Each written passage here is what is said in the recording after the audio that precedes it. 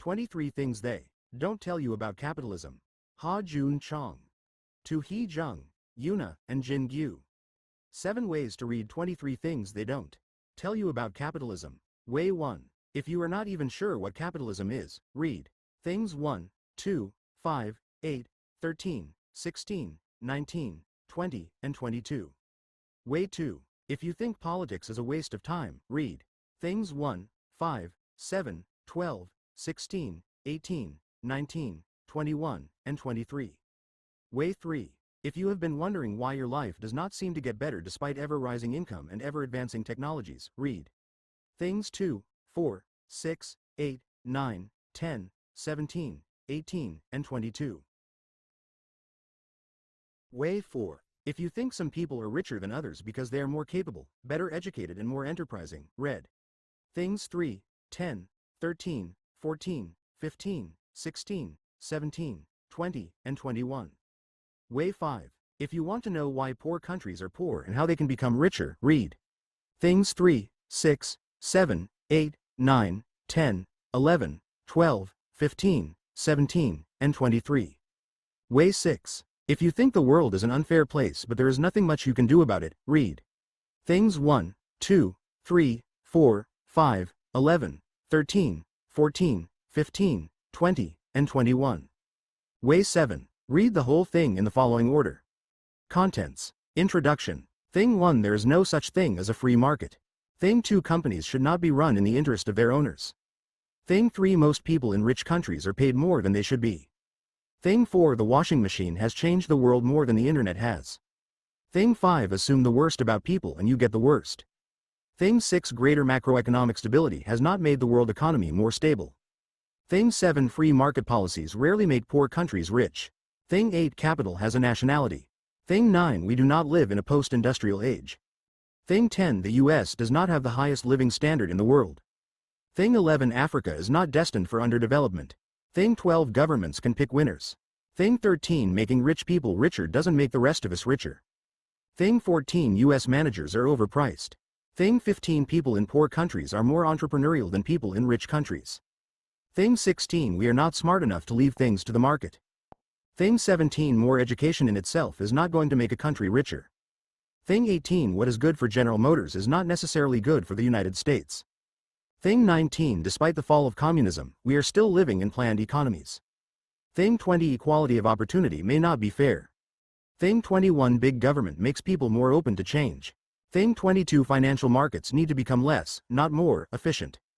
Thing 23. Good economic policy does not require good economists. Conclusion. How to rebuild the world economy. Acknowledgements. Notes. Introduction. The global economy lies in tatters. While fiscal and monetary stimulus of unprecedented scale has prevented the financial meltdown of 2008 from turning into a total collapse of the global economy, the 2008 global crash still remains the second largest economic crisis in history, after the Great Depression. At the time of writing, March 2010, even as some people declare the end of the recession, a sustained recovery is by no means certain. In the absence of financial reforms, loose monetary and fiscal policies have led to new financial bubbles, while the real economy is starved of money. If these bubbles burst, the global economy could fall into another, double-dip, recession.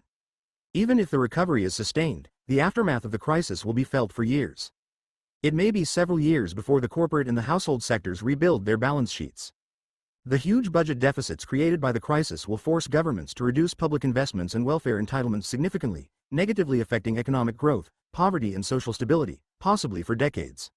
Some of those who lost their jobs and houses during the crisis may never join the economic mainstream again. These are frightening prospects. This catastrophe has ultimately been created by the free market ideology that has ruled the world since the 1980s. We have been told that, if left alone, markets will produce the most efficient and just outcome. Efficient, because individuals know best how to utilize the resources they command, and just, because the competitive market process ensures that individuals are rewarded according to their productivity. We have been told that business should be given maximum freedom. Firms, being closest to the market, know what is best for their businesses. If we let them do what they want, wealth creation will be maximized, benefiting the rest of society as well. We were told that government intervention in the markets would only reduce their efficiency. Government intervention is often designed to limit the very scope of wealth creation for misguided egalitarian reasons. Even when it is not, governments cannot improve on market outcomes, as they have neither the necessary information nor the incentives to make good business decisions. In sum, we were told to put all our trust in the market and get out of its way. Following this advice, most countries have introduced free market policies over the last 3 decades: privatization of state-owned industrial and financial firms, deregulation of finance and industry, liberalization of international trade and investment, and reduction in income taxes and welfare payments. These policies, their advocates admitted, may temporarily create some problems, such as rising inequality, but ultimately they will make everyone better off by creating a more dynamic and wealthier society. The rising tide lifts all boats together, was the metaphor. The result of these policies has been the polar opposite of what was promised.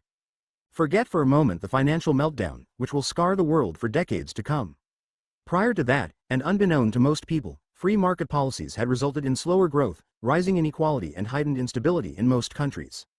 In many rich countries, these problems were masked by huge credit expansion. Thus, the fact that U.S. wages had remained stagnant and working hours increased since the 1970s was conveniently fogged over by the heady brew of credit-fueled consumer boom. The problems were bad enough in the rich countries, but they were even more serious for the developing world.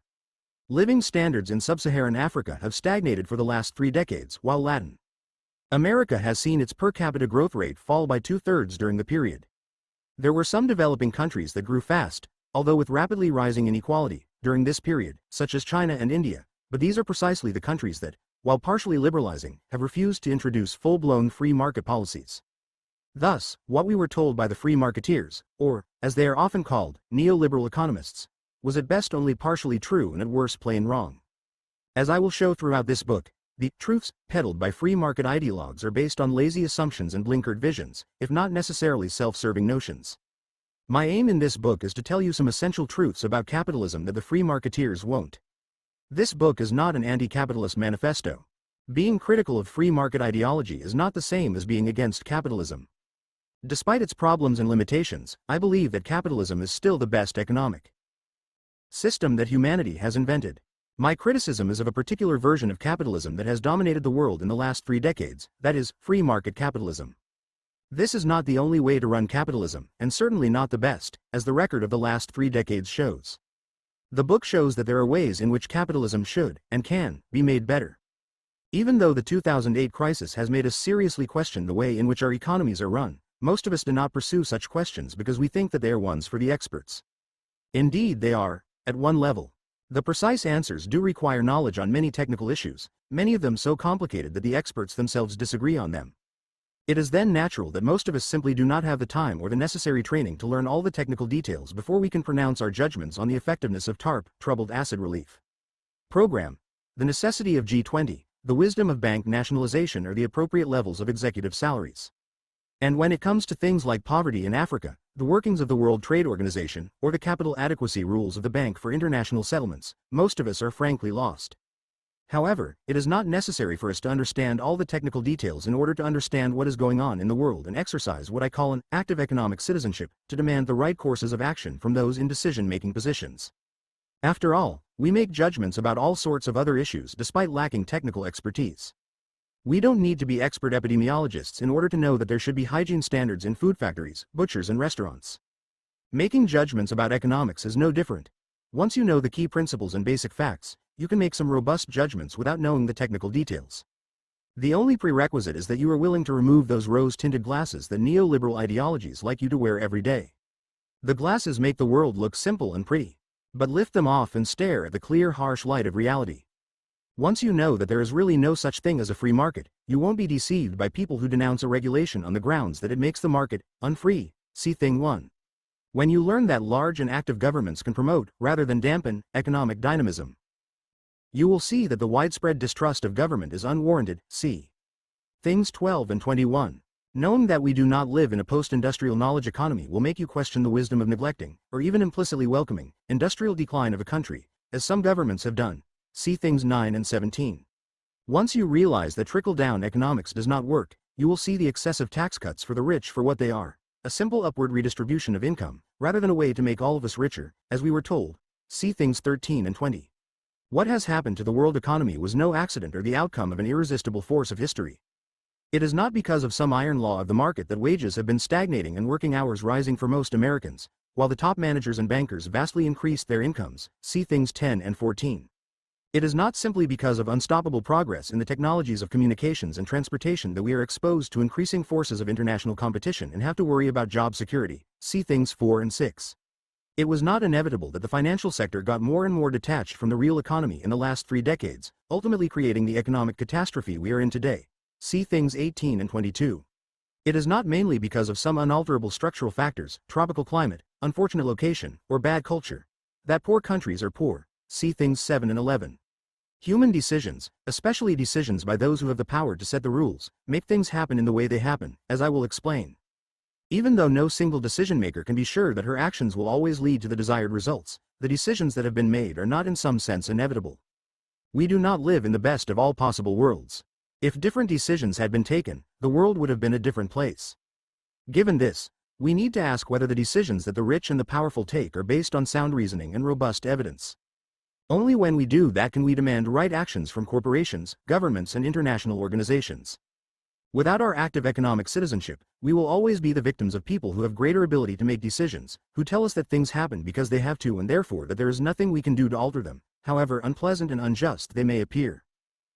This book is intended to equip the reader with an understanding of how capitalism really works and how it can be made to work better. It is, however, not an economics for dummies. It is attempting to be both far less and far more.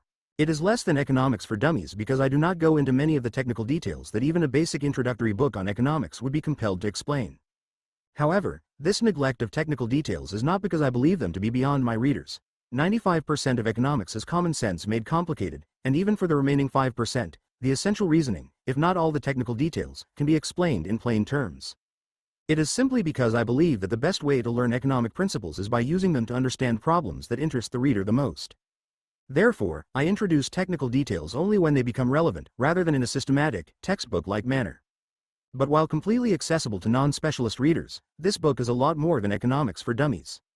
Indeed, it goes much deeper than many advanced economics books in the sense that it questions many received economic theories and empirical facts that those books take for granted. While it may sound daunting for a non-specialist reader to be asked to question theories that are supported by the experts, and to suspect empirical facts that are accepted by most professionals in the field, you will find that this is actually a lot easier than it sounds, once you stop assuming that what most experts believe must be right. Most of the issues I discuss in the book do not have simple answers. Indeed, in many cases, my main point is that there is no simple answer, unlike what free market economists want you to believe. However, unless we confront these issues, we will not perceive how the world really works. And unless we understand that, we won't be able to defend our own interests, not to speak of doing greater good as active economic citizens. Thing 1. There is no such thing as a free market. What they tell you. Markets need to be free. When the government interferes to dictate what market participants can or cannot do, resources cannot flow to their most efficient use. If people cannot do the things that they find most profitable, they lose the incentive to invest and innovate. Thus, if the government puts a cap on house rents, landlords lose the incentive to maintain their properties or build new ones. Or, if the government restricts the kinds of financial products that can be sold, two contracting parties that may both have benefited from innovative transactions that fulfill their idiosyncratic needs cannot reap the potential gains of free contract. People must be left free to choose, as the title of free market visionary Milton Friedman's famous book goes. What they don't tell you. The free market doesn't exist. Every market has some rules and boundaries that restrict freedom of choice.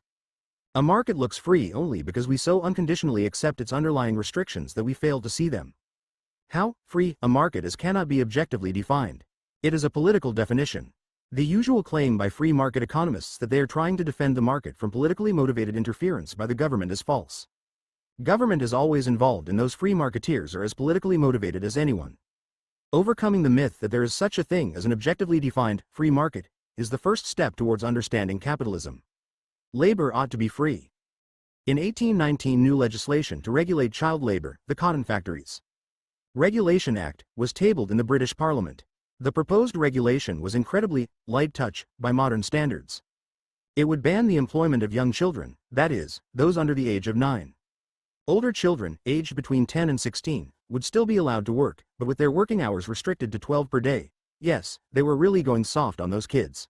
The new rules applied only to cotton factories, which were recognized to be exceptionally hazardous to workers' health. The proposal caused huge controversy. Opponents saw it as undermining the sanctity of freedom of contract and thus destroying the very foundation of the free market. In debating this legislation, some members of the House of Lords objected to it on the grounds that labor ought to be free. Their argument said, "The children want and need to work, and the factory owners want to employ them. What is the problem?" Today, even the most ardent free market proponents in Britain or other rich countries would not think of bringing child labor back as part of the market liberalization package that they so want. However, until the late 19th or the early 20th century, when the first serious child labor regulations were introduced in Europe and North America, many respectable people judged child labor regulation to be against the principles of the free market. Thus seen, the freedom of a market is, like beauty, in the eyes of the beholder. If you believe that the right of children not to have to work is more important than the right of factory owners to be able to hire whoever they find most profitable, you will not see a ban on child labor as an infringement on the freedom of the labor market. If you believe the opposite, you will see an unfree market, shackled by a misguided government regulation.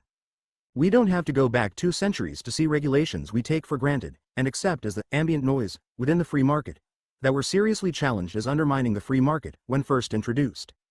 When environmental regulations, e.g., regulations on car and factory emissions, appeared a few decades ago, they were opposed by many as serious infringements on our freedom to choose.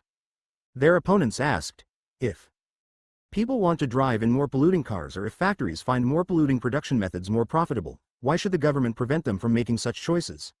Today, most people accept these regulations as natural. They believe that actions that harm others, however unintentionally, such as pollution, need to be restricted. They also understand that it is sensible to make careful use of our energy resources, when many of them are non-renewable. They may believe that reducing human impact on climate change makes sense too. If the same market can be perceived to have varying degrees of freedom by different people, there is really no objective way to define how free that market is. In other words, the free market is an illusion. If some markets look free, it is only because we so totally accept the regulations that are propping them up that they become invisible.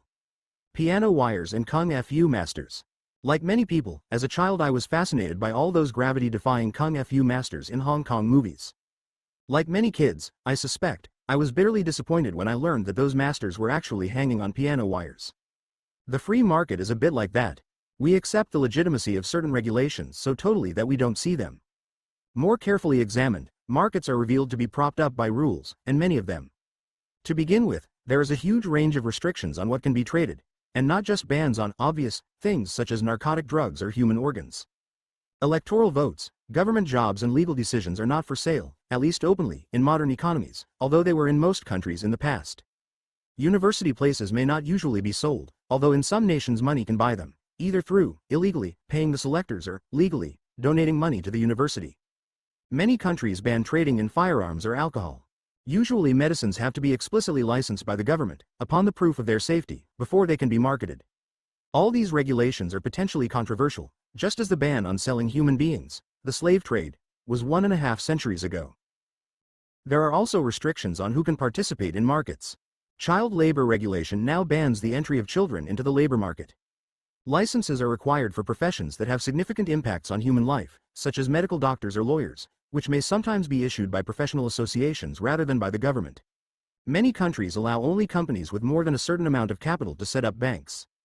Even the stock market, whose under-regulation has been a cause of the 2008 global recession, has regulations on who can trade.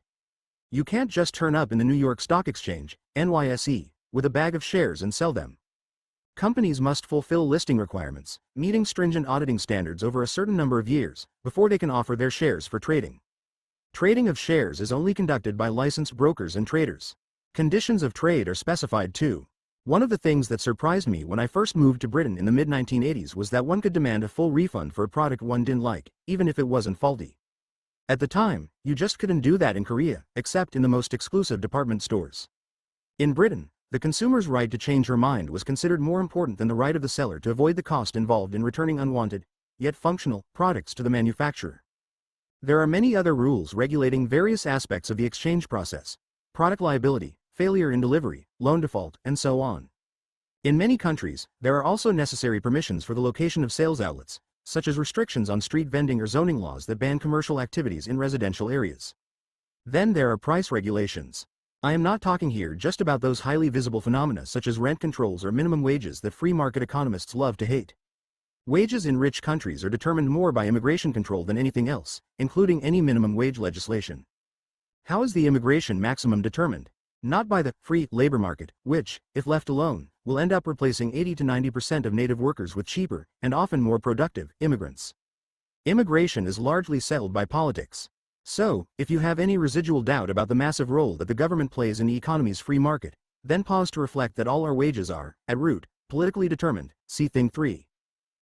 Following the 2008 financial crisis, the prices of loans, if you can get one or if you already have a variable rate loan, have become a lot lower in many countries thanks to the continuous slashing of interest rates. Was that because suddenly people didn't want loans and the banks needed to lower their prices to shift them? No, it was the result of political decisions to boost demand by cutting interest rates. Even in normal times, interest rates are set in most countries by the central bank, which means that political considerations creep in. In other words, interest rates are also determined by politics. If wages and interest rates are, to a significant extent, politically determined, then all the other prices are politically determined, as they affect all other prices. Is free trade fair? We see a regulation when we don't endorse the moral values behind it. The 19th century high tariff restriction on free trade by the US federal government outraged slave owners, who at the same time saw nothing wrong with trading people in a free market. To those who believed that people can be owned, banning trade in slaves was objectionable in the same way as restricting trade in manufactured goods. Korean shopkeepers of the 1980s would probably have thought the requirement for unconditional return to be an unfairly burdensome government regulation restricting market freedom. This clash of values also lies behind the contemporary debate on free trade versus fair trade. Many Americans believe that China is engaged in international trade that may be free but is not fair. In their view, by paying workers unacceptably low wages and making them work in inhumane conditions, China competes unfairly.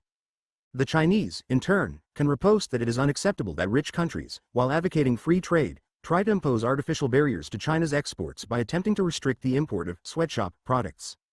They find it unjust to be prevented from exploiting the only resource they have in greatest abundance, cheap labor. Of course, the difficulty here is that there is no objective way to define unacceptably low wages or inhumane working conditions. With the huge international gaps that exist in the level of economic development and living standards, it is natural that what is a starvation wage in the US is a handsome wage in China, the average being 10% that of the US, and a fortune in India, the average being 2% that of the US. Indeed, most fair trade-minded Americans would not have bought things made by their own grandfathers, who worked extremely long hours under inhumane conditions. Until the beginning of the 20th century, the average work week in the US was around 60 hours. At the time, in 1905, to be more precise, it was a country in which the Supreme Court declared unconstitutional a New York state law limiting the working days of bakers to 10 hours, on the grounds that it deprived the baker of the liberty of working as long as he wished. Thus seen, the debate about fair trade is essentially about moral values and political decisions, and not economics in the usual sense. Even though it is about an economic issue, it is not something economists with their technical toolkits are particularly well equipped to rule on.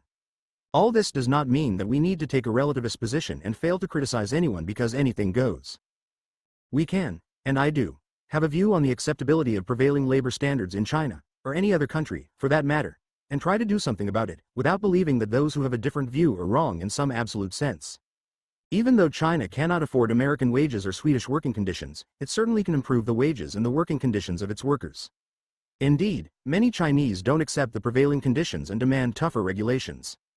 But economic theory, at least free market economics, cannot tell us what the right wages and working conditions should be in China. I don't think we are in France anymore. In July 2008, with the country's financial system in meltdown, the US government poured $200 billion into Fannie Mae and Freddie Mac, the mortgage lenders, and nationalized them. On witnessing this, the Republican Senator Jim Bunning of Kentucky famously denounced the action as something that could only happen in a socialist country like France. France was bad enough, but on the 19th of September 2008, Senator Bunning's beloved country was turned into the evil empire itself by his own party leader. According to the plan announced that day by President George W. Bush and subsequently named TARP, Troubled Asset Relief Program, the U.S. government was to use at least $700 billion of taxpayers' money to buy up the toxic assets, choking up the financial system. President Bush, however, did not see things quite that way. He argued that, rather than being socialist, the plan was simply a continuation of the American system of free enterprise, which rests on the conviction that the federal government should interfere in the marketplace only when necessary. Only that, in his view, nationalizing a huge chunk of the financial sector was just one of those necessary things. Mr. Bush's statement is, of course, an ultimate example of political doublespeak. One of the biggest state interventions in human history is dressed up as another workaday market process. However, through these words Mr. Bush exposed the flimsy foundation on which the myth of the free market stands. As the statement so clearly reveals, what is a necessary state intervention consistent with free market capitalism is really a matter of opinion. There is no scientifically defined boundary for free market. If there is nothing sacred about any particular market boundaries that happen to exist, an attempt to change them is as legitimate as the attempt to defend them. Indeed, the history of capitalism has been a constant struggle over the boundaries of the market. A lot of the things that are outside the market today have been removed by political decision, rather than the market process itself. Human beings, government jobs, electoral votes, legal decisions, university places or uncertified medicines. There are still attempts to buy at least some of these things illegally, bribing government officials, judges or voters, or legally, using expensive lawyers to win a lawsuit, donations to political parties, etc. But, even though there have been movements in both directions, the trend has been towards less marketization. For goods that are still traded, more regulations have been introduced over time. Compared even to a few decades ago, now we have much more stringent regulations on who can produce what, e.g., certificates for organic or fair trade producers, how they can be produced, e.g., restrictions on pollution or carbon emissions, and how they can be sold, e.g., rules on product labeling and on refunds. Furthermore, reflecting its political nature, the process of redrawing the boundaries of the market has sometimes been marked by violent conflicts. The Americans fought a civil war over free trade in slaves, although free trade in goods, or the tariffs issue, was also an important issue. Point 1. The British government fought the Opium War against China to realize a free trade in opium. Regulations on free market and child labor were implemented only because of the struggles by social reformers, as I discussed earlier. Making free markets in government jobs or votes illegal has been met with stiff resistance by political parties who bought votes and dished out government jobs to reward loyalists. These practices came to an end only through a combination of political activism, electoral reforms and changes in the rules regarding government hiring. Recognizing that the boundaries of the market are ambiguous and cannot be determined in an objective way lets us realize that economics is not a science like physics or chemistry, but a political exercise. Free market economists may want you to believe that the correct boundaries of the market can be scientifically determined, but this is incorrect. If the boundaries of what you are studying cannot be scientifically determined, what you are doing is not a science. Thus seen, opposing a new regulation is saying that the status quo, however unjust from some people's point of view, should not be changed. Saying that an existing regulation should be abolished is saying that the domain of the market should be expanded, which means that those who have money should be given more power in that area, as the market is run on $1 one vote principle. So, when free market economists say that a certain regulation should not be introduced because it would restrict the freedom of a certain market, they are merely expressing a political opinion that they reject the rights that are to be defended by the proposed law. Their ideological cloak is to pretend that their politics is not really political, but rather is an objective economic truth, while other people's politics is political. However, they are as politically motivated as their opponents. Breaking away from the illusion of market objectivity is the first step towards understanding capitalism. Thing 2. Companies should not be run in the interest of their owners.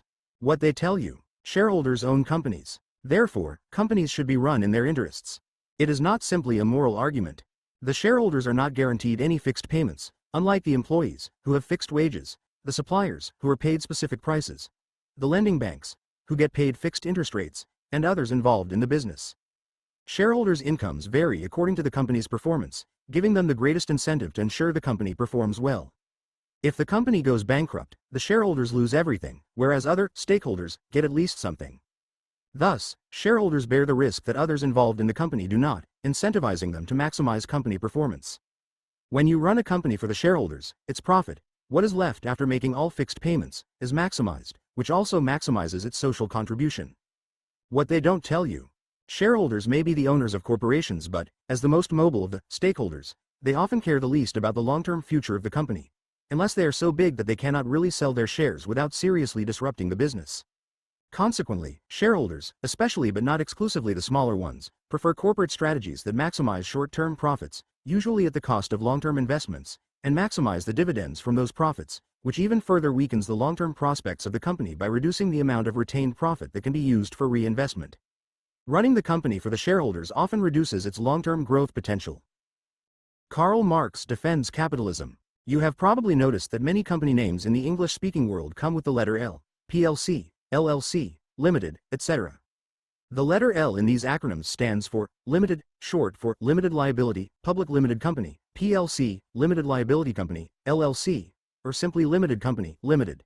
Limited liability means that investors in the company will lose only what they have invested, their shares, should it go bankrupt. However, you may not have realized that the L word, that is, limited liability, is what has made modern capitalism possible. Today, this form of organizing a business enterprise is taken for granted, but it wasn't always like that.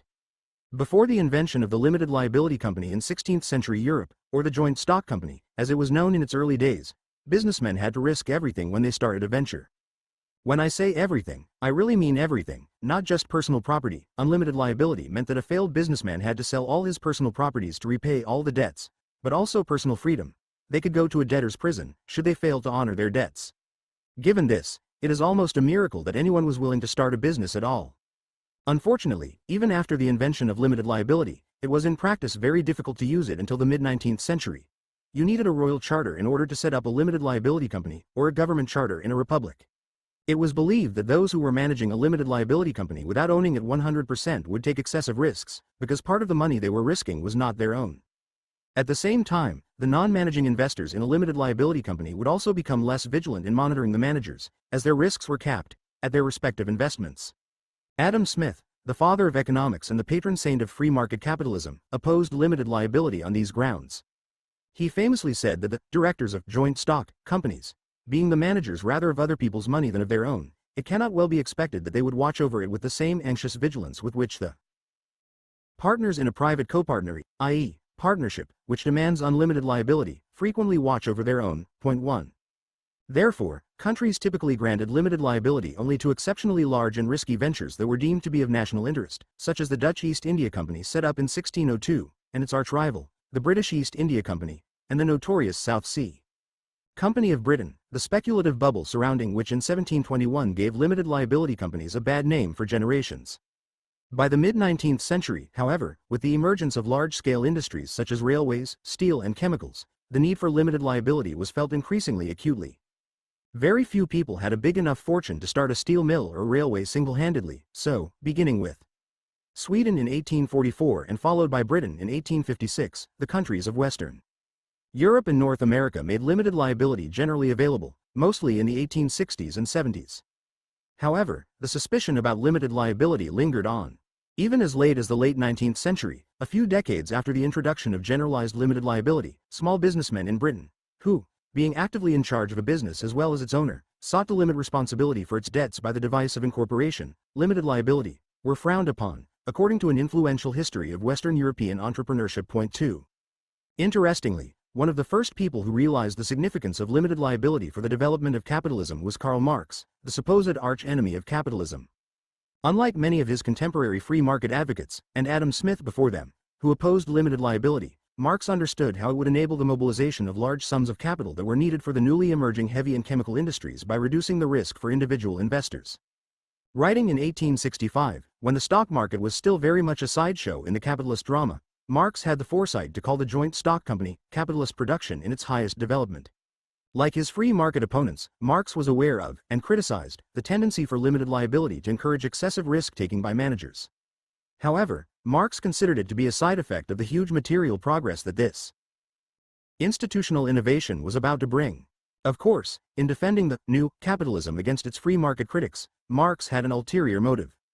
He thought the joint stock company was a point of transition to socialism in that it separated ownership from management, thereby making it possible to eliminate capitalists, who now do not manage the firm, without jeopardizing the material progress that capitalism had achieved. The death of the capitalist class. Marx's prediction that a new capitalism based on joint stock companies would pave the way for socialism has not come true. However, his prediction that the new institution of generalized limited liability would put the productive forces of capitalism onto a new plane proved extremely prescient. During the late 19th and early 20th centuries, limited liability hugely accelerated capital accumulation and technological progress.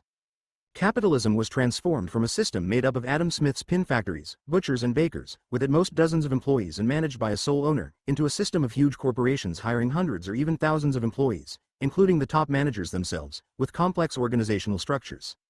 Initially, the long-feared managerial incentive problem of limited liability companies, that the managers, playing with other people's money, would take excessive risk, did not seem to matter very much. In the early days of limited liability, many large firms were managed by a charismatic entrepreneur, such as Henry Ford, Thomas Edison or Andrew Carnegie, who owned a significant chunk of the company. Even though these part-owner managers could abuse their position and take excessive risk, which they often did, there was a limit to that. Owning a large chunk of the company, they were going to hurt themselves if they made an overly risky decision. Moreover, many of these part-owner managers were men of exceptional ability and vision, so even their poorly incentivized decisions were often superior to those made by most of those well-incentivized full-owner managers. However, as time wore on, a new class of professional managers emerged to replace these charismatic entrepreneurs. As companies grew in size, it became more and more difficult for anyone to own a significant share of them, although in some European countries, such as Sweden, the founding families, or foundations owned by them, hung on as the dominant shareholders, thanks to the legal allowance to issue new shares with smaller, typically 10%, sometimes even 0.1%, voting rights. With these changes, professional managers became the dominant players and the shareholders became increasingly passive in determining the way in which companies were run. From the 1930s, the talk was increasingly of the birth of managerial capitalism, where capitalists in the traditional sense, the captains of industry, as the Victorians used to call them, had been replaced by career bureaucrats, private sector bureaucrats, but bureaucrats nonetheless. There was an increasing worry that these hired managers were running the enterprises in their own interests, rather than in the interests of their legal owners, that is, the shareholders. When they should be maximizing profits, it was argued, these managers were maximizing sales, to maximize the size of the company and thus their own prestige, and their own perks, or, worse, engage directly in prestige projects that add hugely to their egos but little to company profits and thus its value, measured essentially by its stock market capitalization. Some accepted the rise of the professional managers as an inevitable, if not totally welcome, phenomenon. Joseph Schumpeter, the Austrian-born American economist who was famous for his theory of entrepreneurship, c.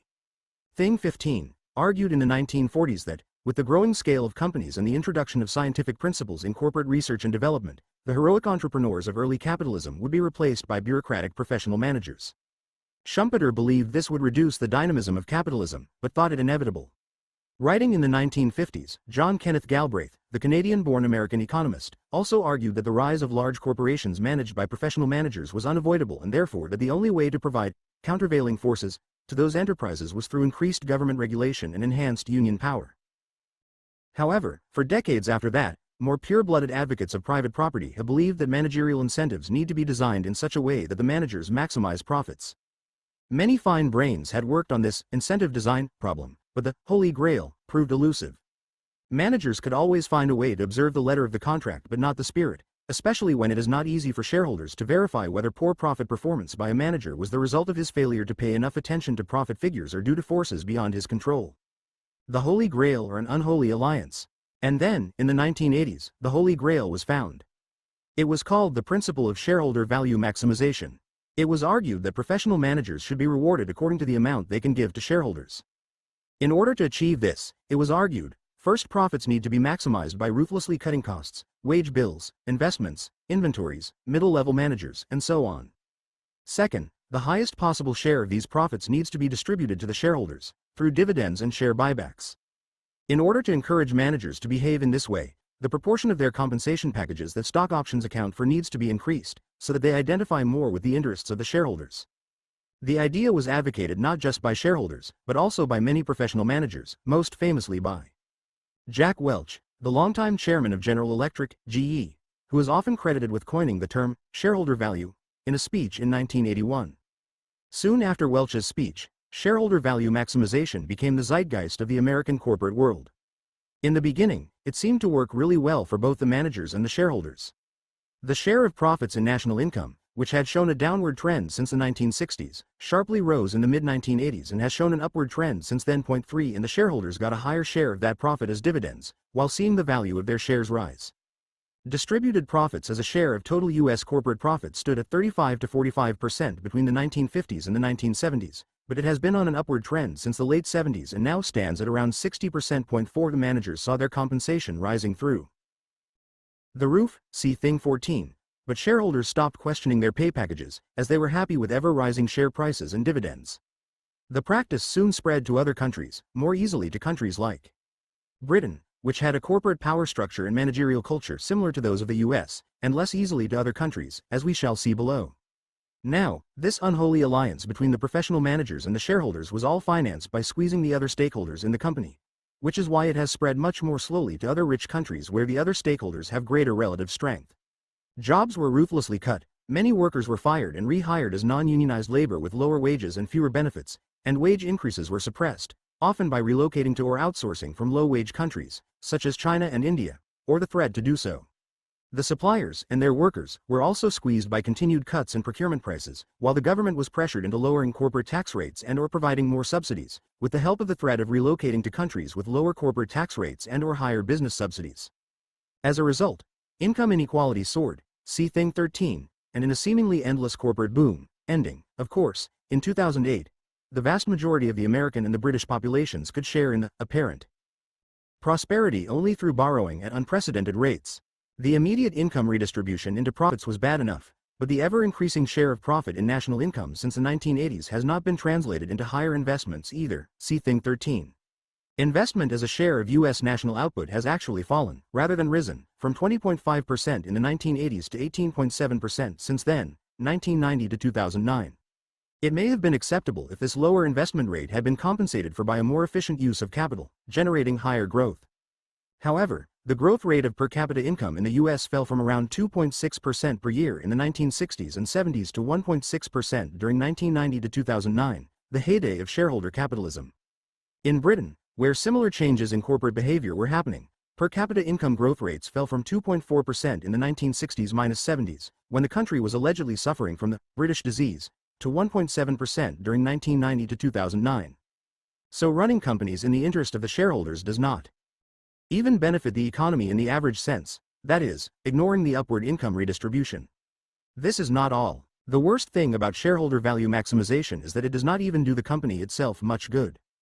The easiest way for a company to maximize profit is to reduce expenditure, as increasing revenues is more difficult, by cutting the wage bill through job cuts and by reducing capital expenditure by minimizing investment. Generating higher profit, however, is only the beginning of shareholder value maximization. The maximum proportion of the profit thus generated needs to be given to the shareholders in the form of higher dividends. Or the company uses part of the profits to buy back its own shares, thereby keeping the share prices up and thus indirectly redistributing even more profits to the shareholders, who can realize higher capital gains should they decide to sell some of their shares.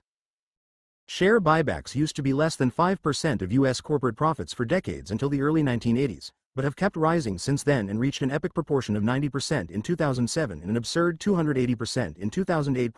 William Lazonick, the American business economist, estimates that, had GM not spent the $20.4 billion that it did in share buybacks between 1986 and 2002 and put it in the bank, with a 2.5% after-tax annual return, it would have had no problem finding the $35 billion that it needed to stave off bankruptcy in 2009.6. And in all this binge of profits, the professional managers benefit enormously too, as they own a lot of shares themselves through stock options. All this damages the long-run prospect of the company. Cutting jobs may increase productivity in the short run, but may have negative long-term consequences. Having fewer workers means increased work intensity, which makes workers tired and more prone to mistakes, lowering product quality and thus a company's reputation. More importantly, the heightened insecurity, coming from the constant threat of job cuts, discourages workers from investing in acquiring company-specific skills, eroding the company's productive potential. Higher dividends and greater own share buybacks reduce retained profits, which are the main sources of corporate investment in the U.S. and other rich capitalist countries, and thus reduce investment. The impacts of reduced investment may not be felt in the short run, but in the long run make a company's technology backward and threaten its very survival. But wouldn't the shareholders care? As owners of the company, don't they have the most to lose if their company declines in the long run? Isn't the whole point of someone being an owner of an asset, be it a house, a plot of land or a company, that she cares about its long-run productivity? If the owners are letting all this happen, defenders of the status quo would argue, it must be because that is what they want, however insane it may look to outsiders. Unfortunately, despite being the legal owners of the company, shareholders are the ones who are least committed among the various stakeholders to the long-term viability of the company. This is because they are the ones who can exit the company most easily. They just need to sell their shares, if necessary at a slight loss, as long as they are smart enough not to stick to a lost cause for too long. In contrast, it is more difficult for other stakeholders, such as workers and suppliers, to exit the company and find another engagement, because they are likely to have accumulated skills and capital equipment, in the case of the suppliers, that are specific to the companies they do business with. Therefore, they have a greater stake in the long-run viability of the company than most shareholders. This is why maximizing shareholder value is bad for the company, as well as the rest of the economy. The dumbest idea in the world. Limited liability has allowed huge progress in human productive power by enabling the amassing of huge amounts of capital, exactly because it has offered shareholders an easy exit, thereby reducing the risk involved in any investment. However, at the same time, this very ease of exit is exactly what makes the shareholders unreliable guardians of a company's long-term future. This is why most rich countries outside the Anglo-American world have tried to reduce the influence of free-floating shareholders and maintain, or even create, a group of long-term stakeholders, including some shareholders, through various formal and informal means. In many countries, the government has held sizable share ownership in key enterprises, either directly, e.g., Renault in France, Volkswagen in Germany, or indirectly through ownership by state-owned banks, e.g., France, Korea, and acted as a stable shareholder. As mentioned above, countries like Sweden allowed differential voting rights for different classes of shares, which enabled the founding families to retain significant control over the corporation while raising additional capital. In some countries, there are formal representations by workers, who have a greater long-term orientation than floating shareholders, in company management, e.g., the presence of union representatives on company supervisory boards in Germany. In Japan, companies have minimized the influence of floating shareholders through cross-shareholding among friendly companies. As a result, professional managers and floating shareholders have found it much more difficult to form the unholy alliance in these countries, even though they too prefer the shareholder value maximization model, given its obvious benefits to them. Being heavily influenced, if not totally controlled, by longer-term stakeholders, companies in these countries do not as easily sack workers, squeeze suppliers, neglect investment and use profits for dividends and share buybacks as American and British companies do. All this means that in the long run they may be more viable than the American or the British companies.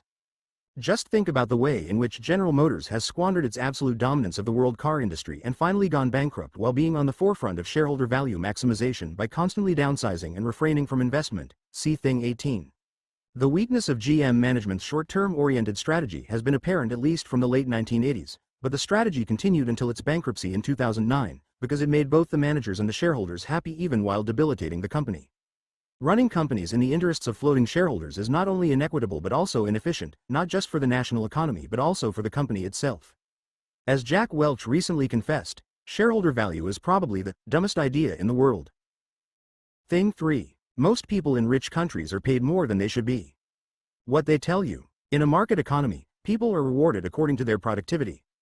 Bleeding heart liberals may find it difficult to accept that a Swede gets paid 50 times what an Indian gets paid for the same job, but that is a reflection of their relative productivities.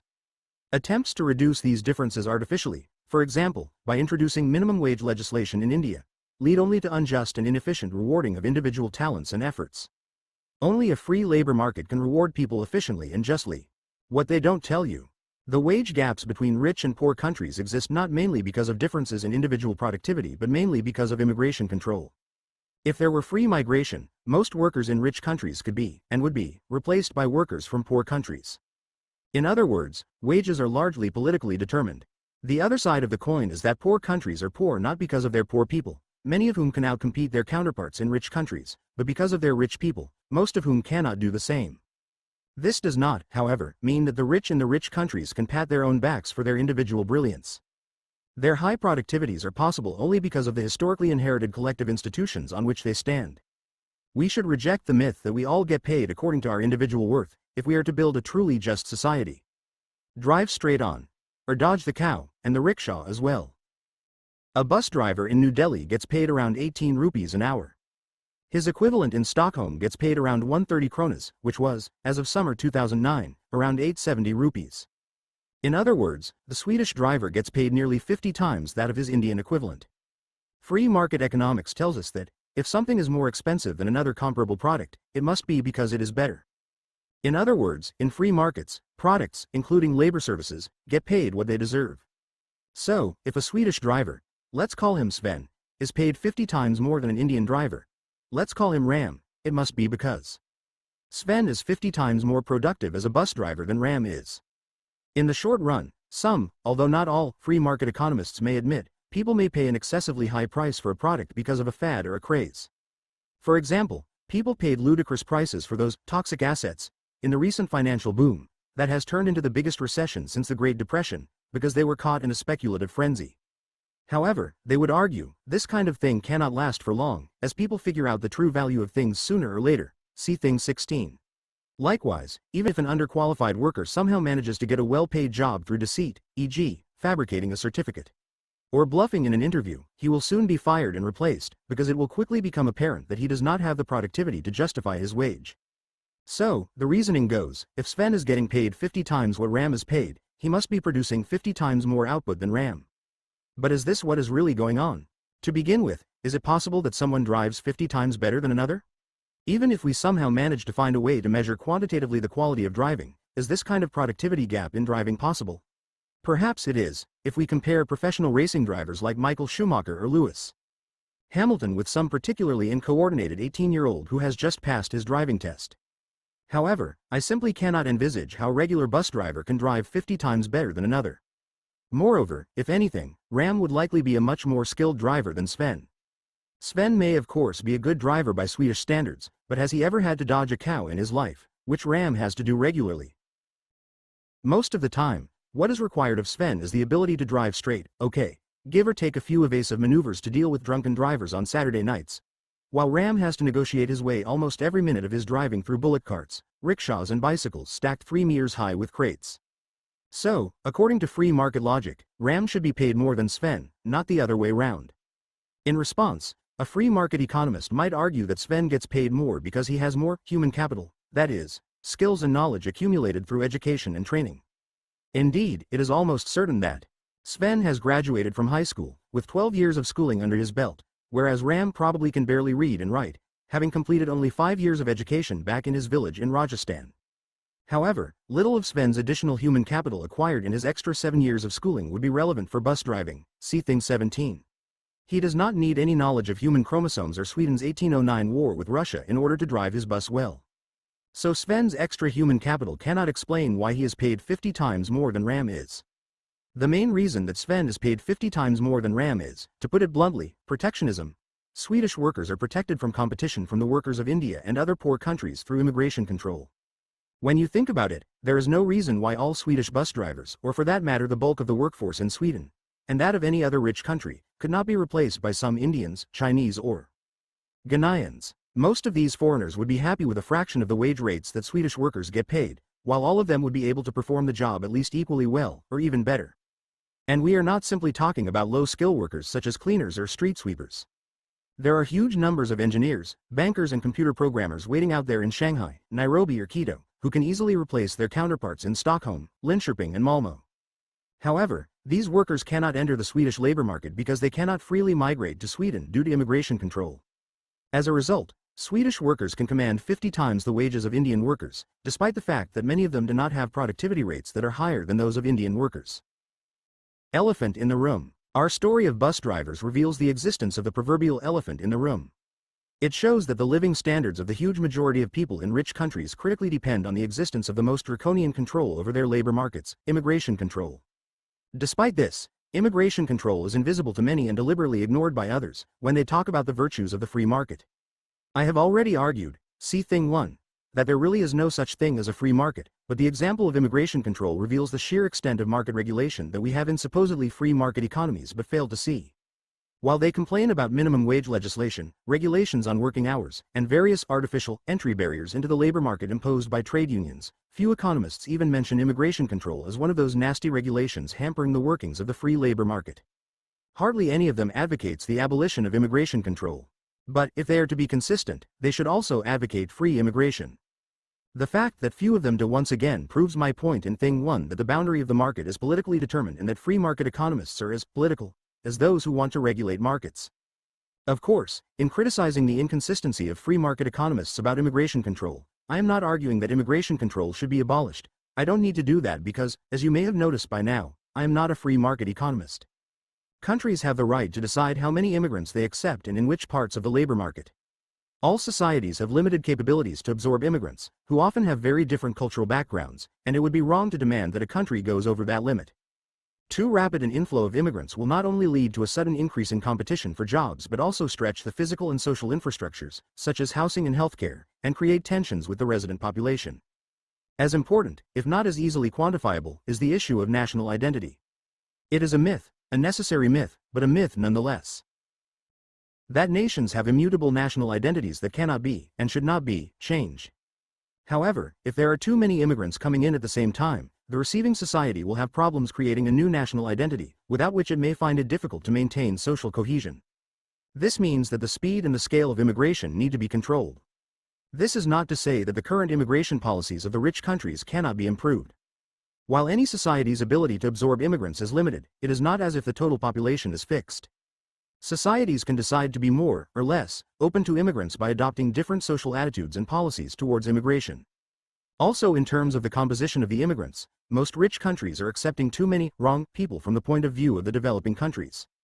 Some countries practically sell their passports through schemes in which those who bring in more than a certain amount of investment are admitted more or less immediately. This scheme only adds to the capital shortage that most developing countries are suffering from. The rich countries also contribute to the brain drain from developing countries by more willingly accepting people with higher skills. These are people who could have contributed more to the development of their own countries than unskilled immigrants, had they remained in their home countries. Are poor countries poor because of their poor people? Our story about the bus drivers not only exposes the myth that everyone is getting paid fairly, according to her own worth in a free market, but also provides us with an important insight into the cause of poverty in developing countries. Many people think that poor countries are poor because of their poor people. Indeed, the rich people in poor countries typically blame their country's poverty on the ignorance, laziness and passivity of their poor. If only their fellow countrymen worked like the Japanese, kept time like the Germans and were inventive like the Americans, many of these people would tell you, if you would listen, their country would be a rich one. Arithmetically speaking, it is true that poor people are the ones that pull down the average national income in poor countries. Little do the rich people in poor countries realize, however, that their countries are poor not because of their poor but because of themselves. To go back to our bus driver example, the primary reason why Sven is paid 50 times more than Ram is that he shares his labor market with other people who are way more than 50 times more productive than their Indian counterparts. Even if the average wage in Sweden is about 50 times higher than the average wage in India, most Swedes are certainly not 50 times more productive than their Indian counterparts. Many of them, including Sven, are probably less skilled. But there are some Swedes, those top managers, scientists and engineers in world-leading companies such as Ericsson, Saab and SKF, who are hundreds of times more productive than their Indian equivalents, so Sweden's average national productivity ends up being in the region of 50 times that of India. In other words, poor people from poor countries are usually able to hold their own against their counterparts in rich countries. It is the rich from the poor countries who cannot do that. It is their low relative productivity that makes their countries poor, so their usual diatribe that their countries are poor because of all those poor people is totally misplaced.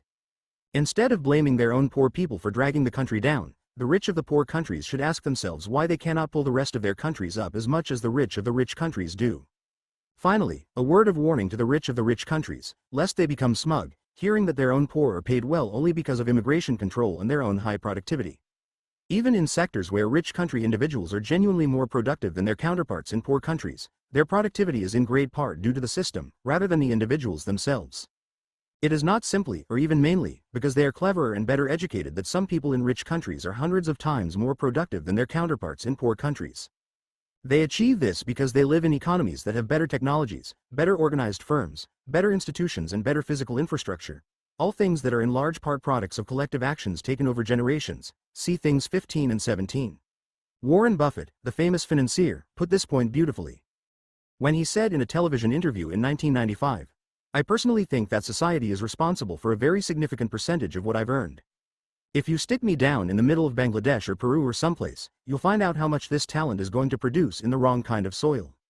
I will be struggling 30 years later. I work in a market system that happens to reward what I do very well, disproportionately well.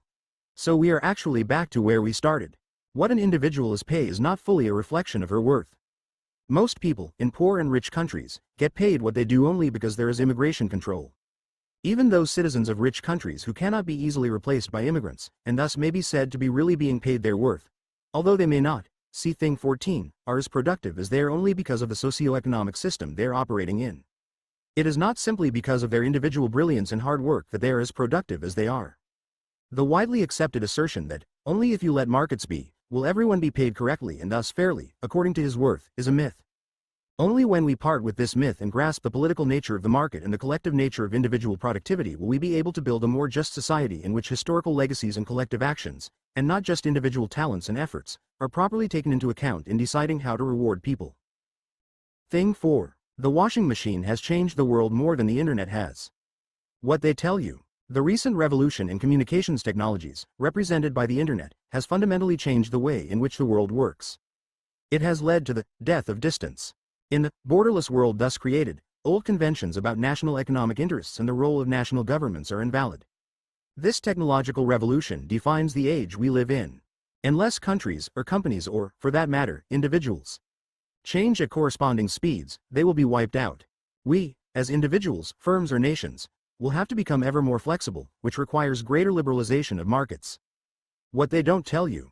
In perceiving changes, we tend to regard the most recent ones as the most revolutionary. This is often at odds with the facts. Recent progress in telecommunications technologies is not as revolutionary as what happened in the late 19th century, wired telegraphy, in relative terms. Moreover, in terms of the consequent economic and social changes, the internet revolution has, at least as yet, not been as important as the washing machine and other household appliances, which, by vastly reducing the amount of work needed for household chores, allowed women to enter the labor market and virtually abolished professions like domestic service. We should not put the telescope backward when we look into the past and underestimate the old and overestimate the new. This leads us to make all sorts of wrong decisions about national economic policy, corporate policies, and our own careers. Everyone has a maid in Latin America. According to an American friend, the Spanish textbook that she used in her school in the 1970s had a sentence saying, in Spanish, of course, that everyone in Latin America has a maid. When you think about it, this is a logical impossibility. Do maids also have maids in Latin America? Perhaps there is some kind of maid exchange scheme that I have not heard of, where maids take turns in being each other's maids, so that all of them can have a maid, but I don't think so. Of course, one can see why an American author could come up with such a statement. A far higher proportion of people in poor countries have maids than in rich countries.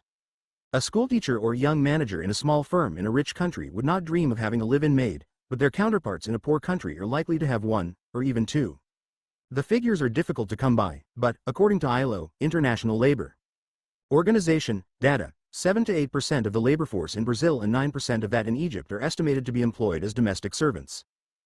The corresponding figures are 0.7% in Germany, 0.6% in the US, 0.3% in England and Wales, 0.05% in Norway, and as low as 0.005% in Sweden. The figures are all for the 1990s, except for those of Germany and Norway, which are for the 2000s. 0.1 So, in proportional terms, Brazil has 12 to 13 times more domestic servants than the US does, and Egypt has 1,800 times more than Sweden. No wonder that many Americans think everyone has a maid in Latin America, and a Swede in Egypt feels that the country is practically overrun with domestic servants. The interesting thing is that the share of the labor force working as domestic servants in today's rich countries used to be similar to what you find in the developing countries today. In the US, around 8% of those who were gainfully employed in 1870 were domestic servants. The ratio was also around 8% in Germany until the 1890s, although it started falling quite fast after that. In England and Wales, where the servant culture survived longer than in other countries due to the strength of the landlord class, the ratio was even higher. 10 to 14% of the workforce was employed as domestic servants between 1850 and 1920, with some ups and downs.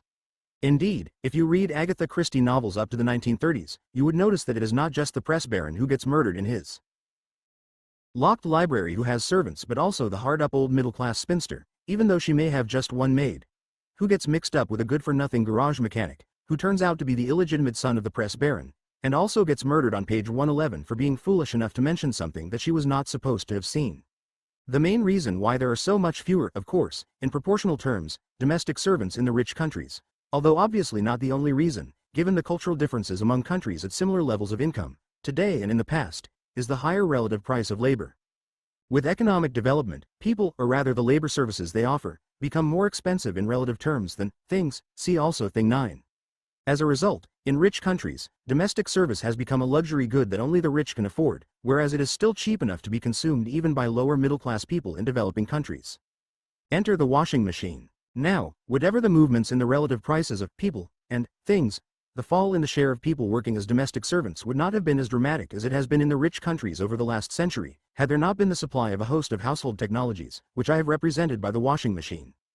However expensive, in relative terms, it may be to hire people who can wash clothes, clean the house, heat the house, cook and do the dishes, they would still have to be hired if these things could not be done by machines. Or you would have to spend hours doing these things yourselves. Washing machines have saved mountains of time. The data are not easy to come by, but a mid-1940s study by the U.S. Rural Electrification Authority reports that, with the introduction of the electric washing machine and electric iron, the time required for washing a 38-pound load of laundry was reduced by a factor of nearly 6, from 4 hours to 41 minutes, and the time taken to iron it by a factor of more than 2.5, from 4.5 hours to 1.75 hours. Point 2. Piped water has meant that women do not have to spend hours fetching water, for which, according to the United Nations Development Program, up to 2 hours per day are spent in some developing countries. Vacuum cleaners have enabled us to clean our houses more thoroughly in a fraction of the time that was needed in the old days, when we had to do it with broom and rags. Gas, electric kitchen stoves and central heating have vastly reduced the time needed for collecting firewood, making fires, keeping the fires alive, and cleaning after them for heating and cooking purposes. Today many people in rich countries even have the dishwasher, whose future inventor a certain Mr. I. M. Rubinow, an employee of the U.S. Department of Agriculture, said would be a true benefactor of mankind, in his article in the Journal of Political Economy in 1906. The emergence of household appliances, as well as electricity, piped water and piped gas, has totally transformed the way women, and consequently men, live. They have made it possible for far more women to join the labor market. For example, in the U.S., the proportion of married white women in prime working ages, 35 to 44 years, who work outside the home rose from a few percent in the late 1890s to nearly 80% today. Point 3. It has also changed the female occupational structure dramatically by allowing society to get by with far fewer people working as domestic servants, as we have seen above. For example, in the 1870s, nearly 50% of women employed in the U.S. were employed as servants and waitresses, most of whom we can take to have been servants rather than waitresses, given that eating out was not yet big business. Point 4. Increased labor market participation has definitely raised the status of women at home and in society, thus also reducing preference for male children and increasing investment in female education, which then further increases female labor market participation. Even those educated women who in the end choose to stay at home with their children have higher status at home, as they can make credible threats that they can support themselves should they decide to leave their partners. With outside employment opportunities, the opportunity costs of children have risen, making families have fewer children. All of these have changed the traditional family dynamics. Taken together, they constitute really powerful changes. Of course, I am not saying that these changes have happened only, or even predominantly, because of changes in household technologies. The pill and other contraceptives have had a powerful impact on female education and labor market participation by allowing women to control the timing and the frequency of their childbirths. Technological causes. Even with the same household technologies, countries can have quite different female labor market participation ratios and different occupation structures, depending on things like social conventions regarding the acceptability of middle-class women working. Poor women have always worked, tax incentives for paid work and child rearing, and the affordability of childcare. Having said all this, however, it is still true that, without the washing machine and other labor-saving household technologies, the scale of change in the role of women in society and in family dynamics would not have been nearly as dramatic. The washing machine beats the internet. Compared to the changes brought about by the washing machine and company, the impact of the internet, which many think has totally changed the world, has not been as fundamental, at least so far. The internet has, of course, transformed the way people spend their out-of-work hours, surfing the net, chatting with friends on Facebook, talking to them on Skype, playing electronic games with someone who's sitting 5,000 miles away, and whatnot. It has also vastly improved the efficiency with which we can find information about our insurance policies, holidays, restaurants, and increasingly even the price of broccoli and shampoo. However, when it comes to production processes, it is not clear whether the impacts have been so revolutionary. To be sure, for some, the internet has profoundly changed the way in which they work. I know that by experience.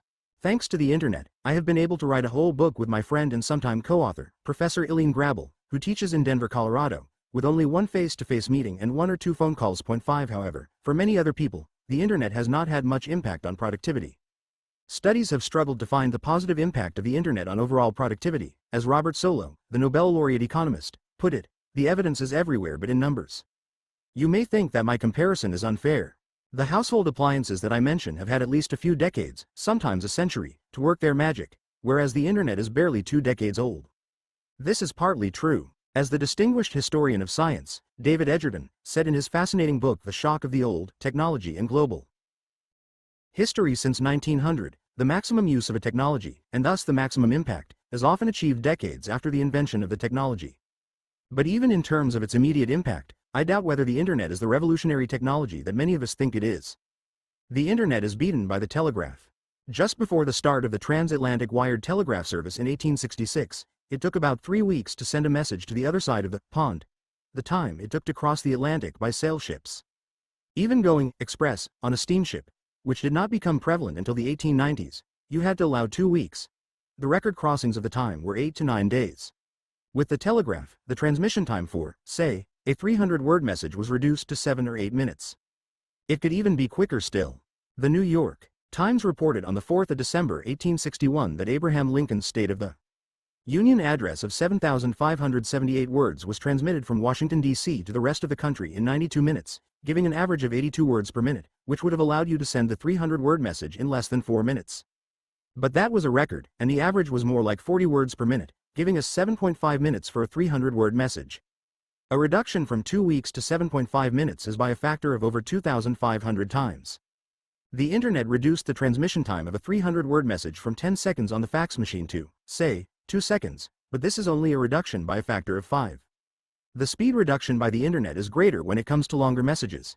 It can send in 10 seconds, considering that it has to be loaded, say, a 30,000-word document, which would have taken more than 16 minutes, or 1,000 seconds, on the fax machine, giving us an acceleration in transmission speed of 100 times. But compare that to the 2,500 time reduction achieved by the telegraph. The Internet obviously has other revolutionary features. It allows us to send pictures at high speed, something that even telegraph or fax could not do and thus relied on physical transportation.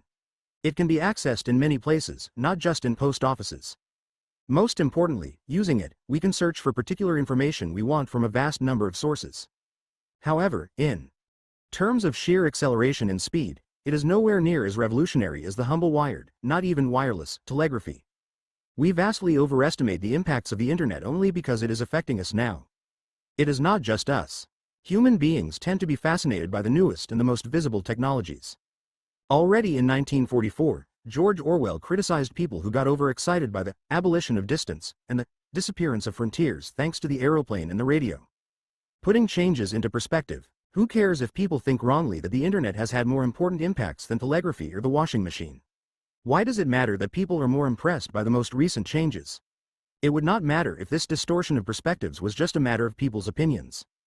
However, these distorted perspectives have real impacts, as they result in misguided use of scarce resources. The fascination with the ICT, information and communication, technology revolution, represented by the Internet, has made some rich countries, especially the US and Britain, wrongly conclude that making things is so, yesterday, that they should try to live on ideas. And as I explain in Thing 9, this belief in post-industrial society has led those countries to unduly neglect their manufacturing sector, with adverse consequences for their economies. Even more worryingly, the fascination with the Internet by people in rich countries has moved the international community to worry about the digital divide between the rich countries and the poor countries. This has led companies, charitable foundations and individuals to donate money to developing countries to buy computer equipment and Internet facilities. The question, however, is whether this is what the developing countries need the most. Perhaps giving money for those less fashionable things such as digging wells, extending electricity grids and making more affordable washing machines would have improved people's lives more than giving every child a laptop computer or setting up internet centers in rural villages. I am not saying that those things are necessarily more important, but many donors have rushed into fancy programs without carefully assessing the relative long-term costs and benefits of alternative uses of their money. In yet another example, a fascination with the new has led people to believe that the recent changes in the technologies of communications and transportation are so revolutionary that now we live in a borderless world, as the title of the famous book by Kenichi Ome, the Japanese business guru, goes. Point 6. As a result, in the last 20 years or so, many people have come to believe that whatever change is happening today is the result of monumental technological progress, going against which will be like trying to turn the clock back. Believing in such a world, many governments have dismantled some of the very necessary regulations on cross-border flows of capital, labor and goods, with poor results. For example, see Things 7 and 8. However, as I have shown, the recent changes in those technologies are not nearly as revolutionary as the corresponding changes of a century ago. In fact, the world was a lot more globalized a century ago than it was between the 1960s and the 1980s, despite having much inferior technologies of communication and transportation, because in the latter period governments, especially the powerful governments, believed in tougher regulations of these cross-border flows. What has determined the degree of globalization, in other words, national openness, is politics rather than technology. However, if we let our perspective be distorted by our fascination with the most recent technological revolution, we cannot see this point and end up implementing the wrong policies. Understanding technological trends is very important for correctly designing economic policies, both at the national and the international levels, and for making the right career choices at the individual level. However, our fascination with the latest, and our undervaluation of what has already become common, can, and has, led us in all sorts of wrong directions. I have made this point deliberately provocatively by pitting the humble washing machine against the internet, but my example should have shown you that the ways in which technological forces have shaped economic and social developments under capitalism are much more complex than is usually believed. Thing 5. Assume the worst about people and you get the worst. What they tell you. Adam Smith famously said, "It is not from the benevolence of the butcher, the brewer, or the baker that we expect our dinner, but from their regard to their own interest." The market beautifully harnesses the energy of selfish individuals thinking only of themselves, and, at most, their families. To produce social harmony. Communism failed because it denied this human instinct and ran the economy assuming everyone to be selfless, or at least largely altruistic. We have to assume the worst about people, that is, they only think about themselves, if we are to construct a durable economic system. What they don't tell you. Self-interest is a most powerful trait in most human beings. However, it's not our only drive. It is very often not even our primary motivation. Indeed, if the world were full of the self-seeking individuals found in economics textbooks, it would grind to a halt because we would be spending most of our time cheating, trying to catch the cheaters, and punishing the caught. The world works as it does only because people are not the totally self-seeking agents that free market economics believes them to be. We need to design an economic system that, while acknowledging that people are often selfish, exploits other human motives to the full and gets the best out of people. The likelihood is that, if we assume the worst about people, we will get the worst out of them. How? Not to run a company. In the mid-1990s, I was attending a conference in Japan on the East Asian Growth Miracle, organized by the World Bank. On one side of the debate were people like myself, arguing that government intervention had played a positive role in the East Asian growth story by going against market signals and protecting and subsidizing industries such as automobiles and electronics. On the other side, there were economists supporting the World Bank, who argued that government intervention had at best been an irrelevant sideshow or at worst done more harm than good in East Asia. More importantly, they added, even if it were true that the East Asian miracle owed something to government intervention, that does not mean that policies used by the East Asian countries can be recommended to other countries. Government officials who make policies are, like all of us, self-seeking agents, it was pointed out, more interested in expanding their own power and prestige rather than promoting national interests. They argued that government intervention worked in East Asia only because they had exceptionally selfless and capable bureaucrats for historical reasons, which we need not go into here. Even some of the economists who were supporting an active role for government conceded this point. Listening to this debate, a distinguished-looking Japanese gentleman in the audience raised his hand. Introducing himself as one of the top managers of Kobe Steel, the then fourth-largest steel producer in Japan, the gentleman chided the economists for misunderstanding the nature of modern bureaucracy, be it in the government or in the private sector. The Kobe Steel manager said, "I am, of course, paraphrasing him, I am sorry to say this, but you economists don't understand how the real world works. I have a PhD in metallurgy and have been working in Kobe Steel for nearly 3 decades, so I know a thing or two about steel making. However, my company is now so large and complex that even I do not understand more than half the things that are going on within it. As for the other managers, with backgrounds in accounting and marketing, they really haven't much of a clue. Despite this, our board of directors routinely approves the majority of projects submitted by our employees, because we believe that our employees work for the good of the company. If we assumed that everyone is out to promote his own interests and questioned the motivations of our employees all the time, the company would grind to a halt, as we would spend all our time going through proposals that we really don't understand. You simply cannot run a large bureaucratic organization, be it Kobe Steel or your government, if you assume that everyone is out for himself. This is merely an anecdote, but it is a powerful testimony to the limitations of standard economic theory, which assumes that self-interest is the only human motivation that counts. Let me elaborate. Selfish butchers and bakers. Free market economics starts from the assumption that all economic agents are selfish, as summed up in Adam Smith's assessment of the butcher, the brewer and the baker. The beauty of the market system, they contend, is that it channels what seems to be the worst aspect of human nature, self-seeking, or greed, if you like, into something productive and socially beneficial. Given their selfish nature, shopkeepers will try to overcharge you, workers will try their best to goof off from work, and professional managers will try to maximize their own salaries and prestige rather than profits, which go to the shareholders rather than themselves. However, the power of the market will put strict limits to, if not completely eliminate, these behaviors. Shopkeepers won't cheat you if they have a competitor around the corner. Workers would not dare to slack off if they know they can be easily replaced. hired managers will not be able to fleece the shareholders if they operate in a vibrant stock market, which will ensure that managers who generate lower profits, and thus lower share prices, risk losing their jobs through takeover. To free market economists, public officials, politicians and government bureaucrats pose a unique challenge in this regard. Their pursuit of self-interest cannot be restrained to any meaningful degree because they are not subject to market discipline. Politicians do face some competition from each other, but elections happen so infrequently that their disciplinary effects are limited. Consequently, there is plenty of scope for them to pursue policies that heighten their power and wealth, at the cost of national welfare. When it comes to the career bureaucrats, the scope for self-seeking is even greater. Even if their political masters, the politicians, try to make them implement policies that cater to electoral demands, they can always obfuscate and manipulate the politicians, as was so brilliantly depicted in the BBC comedy series Yes, Minister and its sequel, Yes, Prime Minister. Moreover, unlike the politicians, these career bureaucrats have high job security, if not lifetime tenure, so they can wait out their political masters by simply delaying things. This is the crux of the concerns that the World Bank economists were expressing in the meeting in Japan that I mentioned at the beginning of this thing.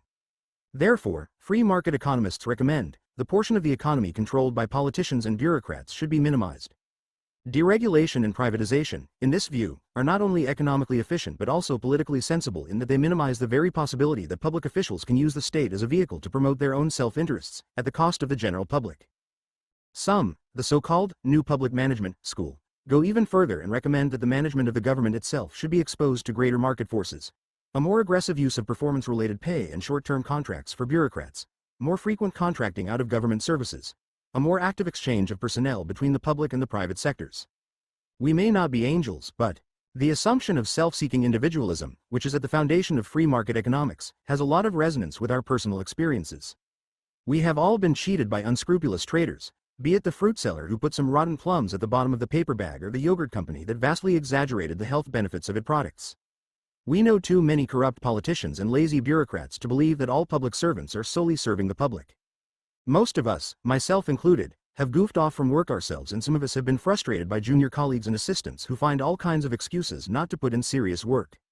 Moreover, what we read in the news media these days tells us that professional managers, even the supposed champions of shareholder interests such as Jack Welch of GE and Rick Wagoner of GM, have not really been serving the best interests of the shareholders, see Thing 2. This is all true. However, we also have a lot of evidence, not just anecdotes but systematic evidence, showing that self-interest is not the only human motivation that matters even in our economic life. Self-interest, to be sure, is one of the most important, but we have many other motives: honesty, self-respect, altruism, love, sympathy, faith, sense of duty, solidarity, loyalty, public spiritedness, patriotism, and so on, that are sometimes even more important than self-seeking as the driver of our behaviors. Point 1.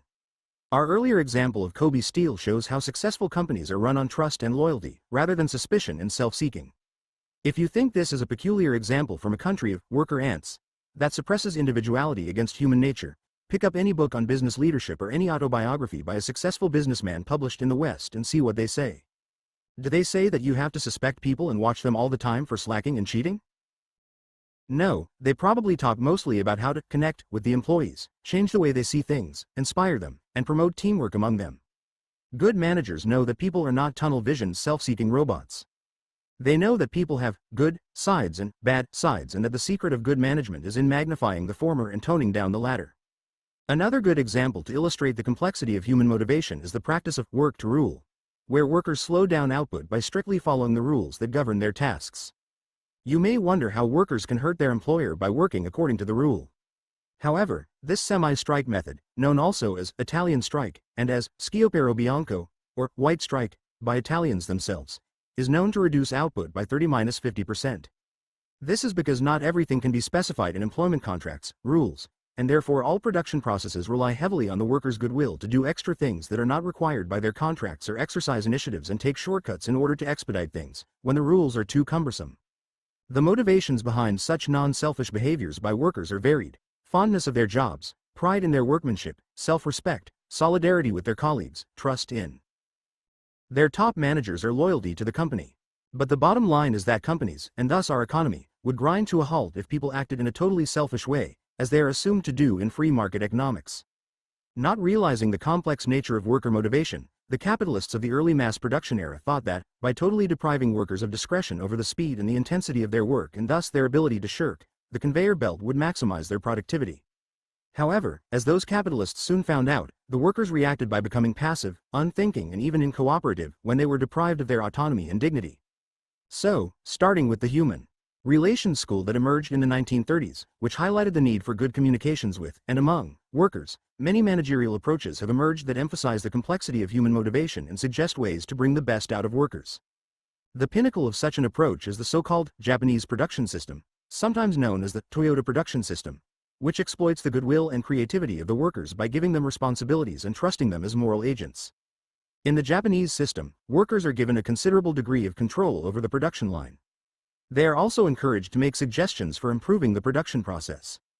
This approach has enabled Japanese firms to achieve such production efficiency and quality that now many non-Japanese companies are imitating them.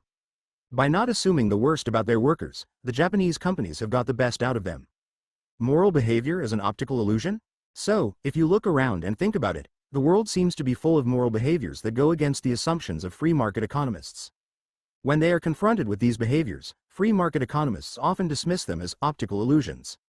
If people look as if they are behaving morally, they argue, it is only because the observers do not see the hidden rewards and sanctions that they are responding to. According to this line of reasoning, people always remain self-seekers. If they behave morally, it is not because they believe in the moral code itself but because behaving in that way maximizes rewards and minimizes punishments for them personally. For example, if traders refrain from cheating even when there is no legal compulsion or when there are no competitors ready to take away their businesses, it does not mean that they believe in honesty. It is because they know that having a reputation as an honest trader brings in more customers. Or many tourists who behave badly would not do the same at home, not because they suddenly become decent people when they go back home but because they do not have the anonymity of a tourist and therefore are afraid of being criticized or shunned by people they know and care about. There is some truth in this. There are subtle rewards and sanctions that are not immediately visible and people do respond to them. However, this line of reasoning does not work in the end. The fact is that, even when there are no hidden reward and sanction mechanisms at work, many of us behave honestly. For example, why do we, or at least those of us who are good runners, not run away without paying after a taxi ride? 2. The taxi driver cannot really chase us far, as he cannot abandon his car for too long. If you are living in a big city, there is virtually no chance that you will meet the same driver again, so you need not even be afraid of the taxi driver retaliating in some way in the future. Given all this, it is quite remarkable that so few people run away without paying after a taxi ride. To take another example, on a foreign holiday some of you may have come across a garage mechanic or a street vendor who did not cheat you, even when there really was no way for you to reward her by spreading her reputation for honest dealings. Particularly difficult when you cannot even spell the Turkish garage's name or when your Cambodian noodle lady, whose name you cannot remember anyway, may not even trade in the same place every day. More importantly, in a world populated by selfish individuals, the invisible reward, sanction mechanism cannot exist. The problem is that rewarding and punishing others for their behaviors costs time and energy only to the individuals taking the action, while their benefits from improved behavioral standards accrue to everyone. Going back to our examples above, if you, as a taxi driver, want to chase and beat up a runaway customer, you may have to risk getting fined for illegal parking or even having your taxi broken into. But what is the chance of you benefiting from an improved standard of behavior by that passenger, who you may not meet ever again? It would cost you time and energy to spread the good word about that Turkish garage, but why should you do that if you will probably never visit that part of the world ever again? So, as a self-seeking individual, you wait for someone foolish enough to spend his time and energy in administering private justice to wayward taxi passengers or honest out-of-the-way garages, rather than paying the costs yourself. However, if everyone were a self-interested individual like you, everyone would do as you do. As a result, no one would reward and punish others for their good or bad behavior. In other words, those invisible reward, sanction mechanisms that free market economists say create the optical illusion of morality can exist only because we are not the selfish, immoral agents that those economists say we are. Morality is not an optical illusion. When people act in a non-selfish way, be it not cheating their customers, working hard despite no one watching them, or resisting bribes as an underpaid public official, many, if not all, of them do so because they genuinely believe that that is the right thing to do. Invisible rewards and sanctions mechanisms do matter, but they cannot explain all, or, in my view, even the majority of non-selfish behaviors, if only for the simple reason that they would not exist if we were entirely selfish. Contrary to Mrs. Thatcher's assertion that there is no such thing as society. There are individual men and women, and there are families. Human beings have never existed as atomistic selfish agents unbound by any society. We are born into societies with certain moral codes and are socialized into internalizing those moral codes. Of course, all this is not to deny that self-seeking is one of the most important human motivations. However, if everyone were really only out to advance his own interest, the world would have already ground to a halt, as there would be so much cheating in trading and slacking in production. More importantly, if we design our economic system based on such an assumption, the result is likely to be lower, rather than higher, efficiency. If we did that, people would feel that they are not trusted as moral agents and refuse to act in moral ways, making it necessary for us to spend a huge amount of resources monitoring, judging and punishing people. If we assume the worst about people, we will get the worst out of them. Thing 6. Greater macroeconomic stability has not made the world economy more stable. What they tell you. Until the 1970s, inflation was the economy's public enemy number one. Many countries suffered from disastrous hyperinflation experiences. Even when it did not reach a hyperinflationary magnitude, the economic instability that comes from high and fluctuating inflation discouraged investment and thus growth. Fortunately, the dragon of inflation has been slain since the 1990s, thanks to much tougher attitudes towards government budget deficits and the increasing introduction of politically independent central banks that are free to focus single-mindedly on inflation control. Given that economic stability is necessary for long-term investment and thus growth, the taming of the beast called inflation has laid the basis for greater long-term prosperity. What they don't tell you. Inflation may have been tamed, but the world economy has become considerably shakier. The enthusiastic proclamations of our success in controlling price volatility during the last 3 decades have ignored the extraordinary instability shown by economies around the world during that time. There have been a huge number of financial crises, including the 2008 global financial crisis, destroying the lives of many through personal indebtedness, bankruptcy and unemployment. An excessive focus on inflation has distracted our attention away from issues of full employment and economic growth. Employment has been made more unstable in the name of labor market flexibility, destabilizing many people's lives. Despite the assertion that price stability is the precondition of growth, the policies that were intended to bring lower inflation have produced only anemic growth since the 1990s, when inflation is supposed to have finally been tamed. That's where the money is, or is it? In January 1923, French and Belgian troops occupied the Ruhr region of Germany, known for its coal and steel. This was because, during 1922, the Germans seriously fell behind the reparation payments demanded of them by the Versailles Treaty, which had concluded the First World War. Had they wanted money, however, the French and the Belgians should have occupied the banks. After all, that's where the money is, as the famous American bank robber Willie Sutton allegedly said, when asked why he robbed banks, rather than a bunch of coal mines and steel mills. Why didn't they do that? It was because they were worried about German inflation. Since the summer of 1922, inflation in Germany had been getting out of control. The cost of living index rose by 16 times in 6 months in the second half of 1922. Of course, the hyperinflation was at least in part caused by the onerous reparation demands by the French and the Belgians, but once it started, it was entirely rational for the French and the Belgians to occupy the Ruhr in order to make sure that they were paid their war reparations in goods, such as coal and steel, rather than in worthless paper, whose value would diminish rapidly. They were right to do so. German inflation got completely out of control after the occupation of the Ruhr, with prices rising by another 10 billion times, yes, billion, not thousand or even million, until November 1923, when Rentenmark, the new currency, was introduced. The German hyperinflation has left big and long-lasting marks on the evolution of German and world history. Some claim, with justification, that the experience of hyperinflation laid the grounds for the rise of the Nazis by discrediting the liberal institutions of the Weimar Republic. Those who take this view are then implicitly saying that the 1920s German hyperinflation was one of the main causes of the Second World War. The German trauma from the hyperinflation was such that the Bundesbank, the West German central bank after the Second World War, was famous for its excessive aversion to loose monetary policy.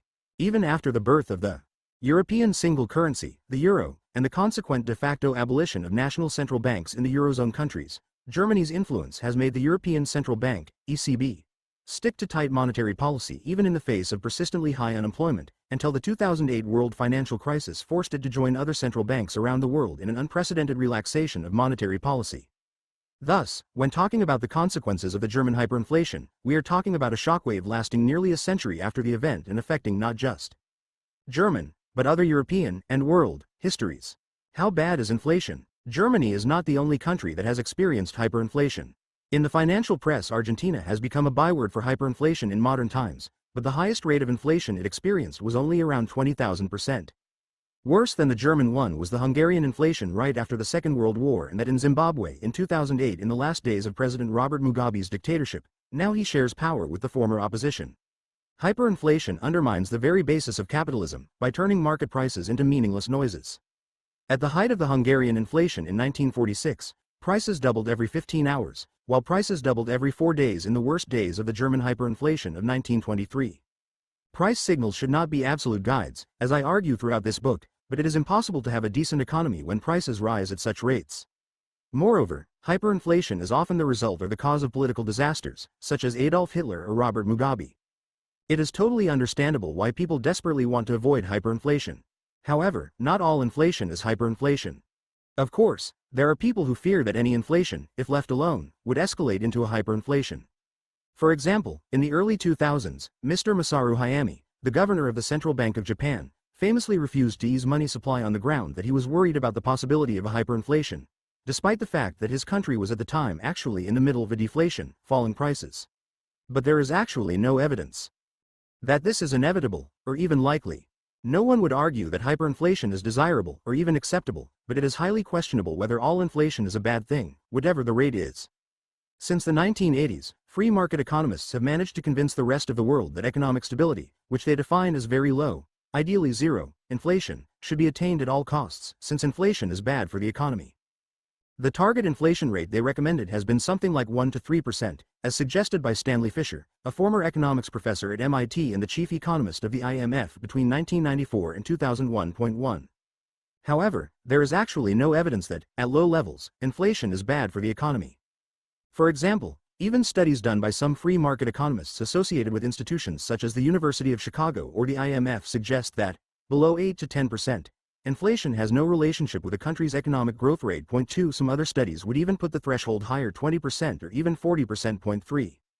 The experiences of individual countries also suggest that fairly high inflation is compatible with rapid economic growth.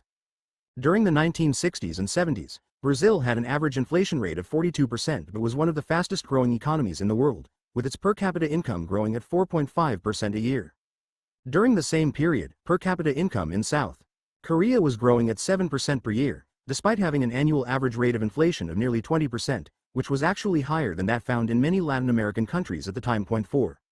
Moreover, there is evidence that excessive anti-inflationary policies can actually be harmful for the economy. Since 1996, when Brazil, having gone through a traumatic phase of rapid inflation, although not quite of hyperinflationary magnitude, started to control inflation by raising real interest rates, nominal interest rates minus the rate of inflation, to some of the highest levels in the world, 10 to 12% per year. Its inflation fell to 7.1% per year, but its economic growth also suffered, with a per capita income growth rate of only 1.3% per year. South Africa has also had a similar experience since 1994, when it started giving inflation control top priority and jacked up interest rates to the Brazilian levels mentioned above. Why is this? It is because the policies that are aimed to reduce inflation actually reduce investment and thus economic growth, if taken too far. Free market economists often try to justify their highly hawkish attitude towards inflation by arguing that economic stability encourages savings and investment, which in turn encourage economic growth. So, in trying to argue that macroeconomic stability, defined in terms of low inflation, was a key factor in the rapid growth of the East Asian economies, a proposition that does not actually apply to South Korea, as seen above, the World Bank argues in its 1993 report. Macroeconomic stability encourages long-term planning and private investment and, through its impact on real interest rates and the real value of financial assets, help to increase financial savings. However, the truth of the matter is that policies that are needed to bring down inflation to a very low single-digit level discourage investment. Real interest rates of 8, 10 or 12% mean that potential investors would not find non-financial investments attractive, as few such investments bring profit rates higher than 7%. 5 in this case, the only profitable investment is in high-risk, high-return financial assets. Even though financial investments can drive growth for a while, such growth cannot be sustained, as those investments have to be ultimately backed up by viable long-term investments in real sector activities, as so vividly shown by the 2008 financial crisis, see Thing 22. So, free market economists have deliberately taken advantage of people's justified fears of hyperinflation in order to push for excessive anti-inflationary policies, which do more harm than good. This is bad enough, but it is worse than that. Anti-inflationary policies have not only harmed investment and growth, but they have failed to achieve their supposed aim, that is, enhancing economic stability. False stability. Since the 1980s, but especially since the 1990s, inflation control has been at the top of policy agendas in many countries. Countries were urged to check government spending so that budget deficits would not fuel inflation.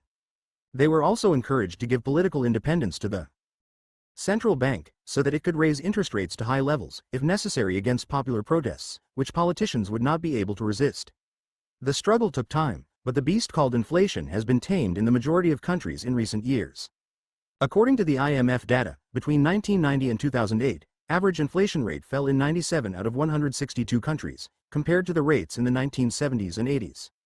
The fight against inflation was particularly successful in the rich countries. Inflation fell in all of them. Average inflation for the OECD countries, most of which are rich, although not all rich countries belong to the OECD, fell from 7.9% to 2.6% between the two periods, 70s-80s versus 90s-20. The world, especially if you live in a rich country, has become more stable, or has it? The fact is that the world has become more stable only if we regard low inflation as the sole indicator of economic stability, but it has not become more stable in the way most of us experience it. One sense in which the world has become more unstable during the last 3 decades of free market dominance and strong anti-inflationary policies is the increased frequency and extent of financial crises. According to a study by Kenneth Rogoff, a former chief economist of the IMF and now a professor at Harvard University, and Carmen Reinhart, a professor at the University of Maryland, virtually no country was in banking crisis between the end of the Second World War and the mid-1970s, when the world was much more unstable than today, when measured by inflation. Between the mid-1970s and the late 1980s, when inflation accelerated in many countries, the proportion of countries with banking crises rose to 5 to 10%, weighted by their share of world income, seemingly confirming the inflation-centric view of the world. However, the proportion of countries with banking crises shot up to around 20% in the mid-1990s, when we are supposed to have finally tamed the beast called inflation and attained the elusive goal of economic stability. The ratio then briefly fell to 0 for a few years in the mid-2000s, but went up again to 35% following the 2008 global financial crisis, and is likely to rise even further at the time of writing, that is, early 2010.6. Another sense in which the world has become more unstable during the last 3 decades is that job insecurity has increased for many people during this period. Job security has always been low in developing countries, but the share of insecure jobs in the so-called informal sector, the collection of unregistered firms which do not pay taxes or observe laws, including those providing job security, has increased in many developing countries during the period, due to premature trade liberalization that destroyed a lot of secure, formal jobs in their industries. In the rich countries, job insecurity increased during the 1980s too, due to rising, compared to the 1950s to 70s, unemployment, which was in large part a result of restrictive macroeconomic policies that put inflation control above everything else. Since the 1990s, unemployment has fallen, but job insecurity has still risen, compared to the pre-1980s period. There are many reasons for this. First, the share of short-term jobs has risen in the majority of rich countries, although not hugely as some people think. Second, while those who keep their job may stay in the same job almost, although not quite, as long as their pre-1980s counterparts used to, a higher proportion of employment terminations have become involuntary, at least in some countries, especially the US. Third, especially in the UK and the US, jobs that had been predominantly secure even until the 1980s, managerial, clerical and professional jobs, have become insecure since the 1990s. Fourth, even if the job itself has remained secure, its nature and intensity have become subject to more frequent and bigger changes, very often for the worse. For example, according to a 1999 study for the Joseph Rowntree Foundation, the British social reform charity named after the famous Quaker philanthropist businessman, nearly 2/3 of British workers said they had experienced an increase in the speed or the intensity of work over the preceding 5-year period. Last but not least, in many, although not all, rich countries, the welfare state has been cut back since the 1980s, so people feel more insecure, even if the objective probability of job loss is the same. The point is that price stability is only one of the indicators of economic stability. In fact, for most people, it is not even the most important indicator. The most destabilizing events in most people's lives are things like losing a job, or having it radically redefined, or having their houses repossessed in a financial crisis, and not rising prices, unless they are of a hyperinflationary magnitude. Hand on heart, can you really tell the difference between a 4% inflation and a 2% one? This is why taming inflation has not quite brought to most people the sense of stability that the anti-inflationary warriors had said it would. Now, the coexistence of price stability, that is, low inflation, and the increase in non-price forms of economic instability, such as more frequent banking crises and greater job insecurity, is not a coincidence. All of them are the results of the same free market policy package. In the study cited above, Rogoff and Reinhardt point out that the share of countries in banking crises is very closely related to the degree of international capital mobility. This increased international mobility is a key goal for free market economists, who believe that a greater freedom of capital to move across borders would improve the efficiency of the use of capital, see Thing 22. Consequently, they have pushed for capital market opening across the world, although recently they have been softening their position in this regard in relation to developing countries. Likewise, increased job insecurity is a direct consequence of free market policies. The insecurity manifested in high unemployment in the rich countries in the 1980s was the result of stringent anti-inflationary macroeconomic policies.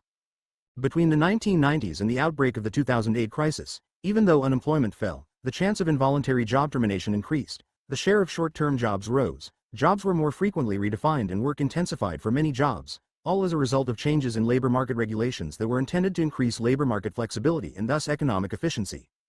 The free market policy package, often known as the neoliberal policy package, emphasizes lower inflation, greater capital mobility and greater job insecurity, euphemistically called greater labor market flexibility, essentially because it is mainly geared towards the interests of the holders of financial assets. Inflation control is emphasized because many financial assets have nominally fixed rates of return, so inflation reduces their real returns. Greater capital mobility is promoted because the main source of the ability for the holders of financial assets to reap higher returns than the holders of other, physical and human, assets is their ability to move around their assets more quickly, see Thing 22.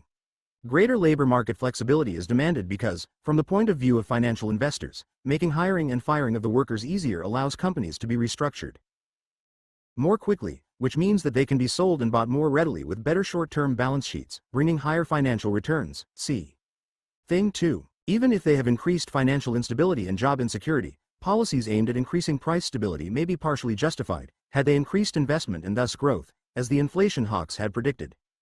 However, the world economy has grown much more slowly during the post-1980s low inflation era, compared to the high inflation period of the 1960s and 70s, not least because investment has fallen in most countries, see Thing 13. Even in the rich countries since the 1990s, where inflation has been completely tamed, per capita income growth fell from 3.2% in the 1960s and 70s to 1.4% during 1990 to 2009. All in all, inflation, at low to moderate levels, is not as dangerous as free market economists make it out to be. Attempts to bring inflation down to very low levels have reduced investment and growth, contrary to the claim that the greater economic stability that lower inflation brings will encourage investment and thus growth. More importantly, lower inflation has not even brought genuine economic stability to most of us. Liberalizations of capital and labor markets that form integral parts of the free market policy package, of which inflation control is a key element, have increased financial instability and job insecurity, making the world more unstable for most of us. To add insult to injury, the alleged growth-enhancing impact of inflation control has not materialized. Our obsession with inflation should end. Inflation has become the boogeyman that has been used to justify policies that have mainly benefited the holders of financial assets, at the cost of long-term stability, economic growth and human happiness. Thing 7. Free market policies rarely make poor countries rich. What they tell you. After their independence from colonial rule, developing countries tried to develop their economies through state intervention, sometimes even explicitly adopting socialism. They tried to develop industries such as steel and automobiles, which were beyond their capabilities, artificially by using measures such as trade protectionism, a ban on foreign direct investment, industrial subsidies, and even state ownership of banks and industrial enterprises. At an emotional level, this was understandable, given that their former colonial masters were all capitalist countries pursuing free market policies. However, this strategy produced at best stagnation and at worst disaster. Growth was anemic, if not negative, and the protected industries failed to grow up. Thankfully, most of these countries have come to their senses since the 1980s and come to adopt free market policies. When you think about it, this was the right thing to do from the beginning. All of today's rich countries, with the exception of Japan, and possibly Korea, although there is debate on that, have become rich through free market policies, especially through free trade with the rest of the world. And developing countries that have more fully embraced such policies have done better in the recent period. What they don't tell you. Contrary to what is commonly believed, the performance of developing countries in the period of state-led development was superior to what they have achieved during the subsequent period of market-oriented reform. There were some spectacular failures of state intervention, but most of these countries grew much faster, with more equitable income distribution and far fewer financial crises during the bad old days than they have done in the period of market-oriented reforms. Moreover, it is also not true that almost all rich countries have become rich through free market policies. The truth is more or less the opposite. With only a few exceptions, all of today's rich countries, including Britain and the US, the supposed homes of free trade and free market, have become rich through the combinations of protectionism, subsidies and other policies that today they advise the developing countries not to adopt. Free market policies have made few countries rich so far and will make few rich in the future.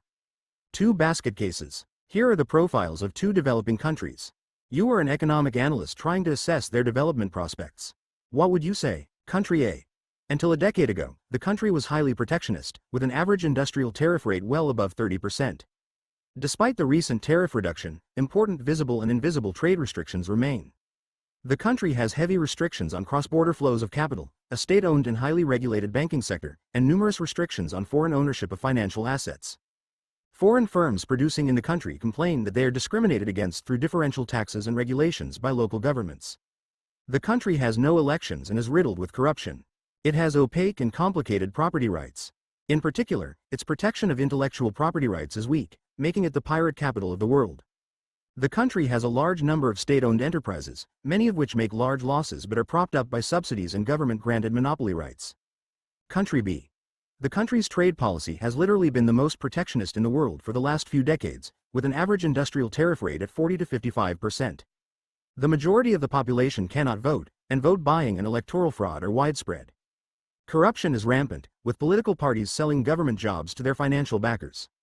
The country has never recruited a single civil servant through an open, competitive process.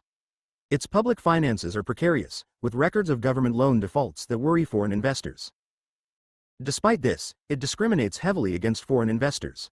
Especially in the banking sector, foreigners are prohibited from becoming directors while foreign shareholders cannot even exercise their voting rights unless they are resident in the country.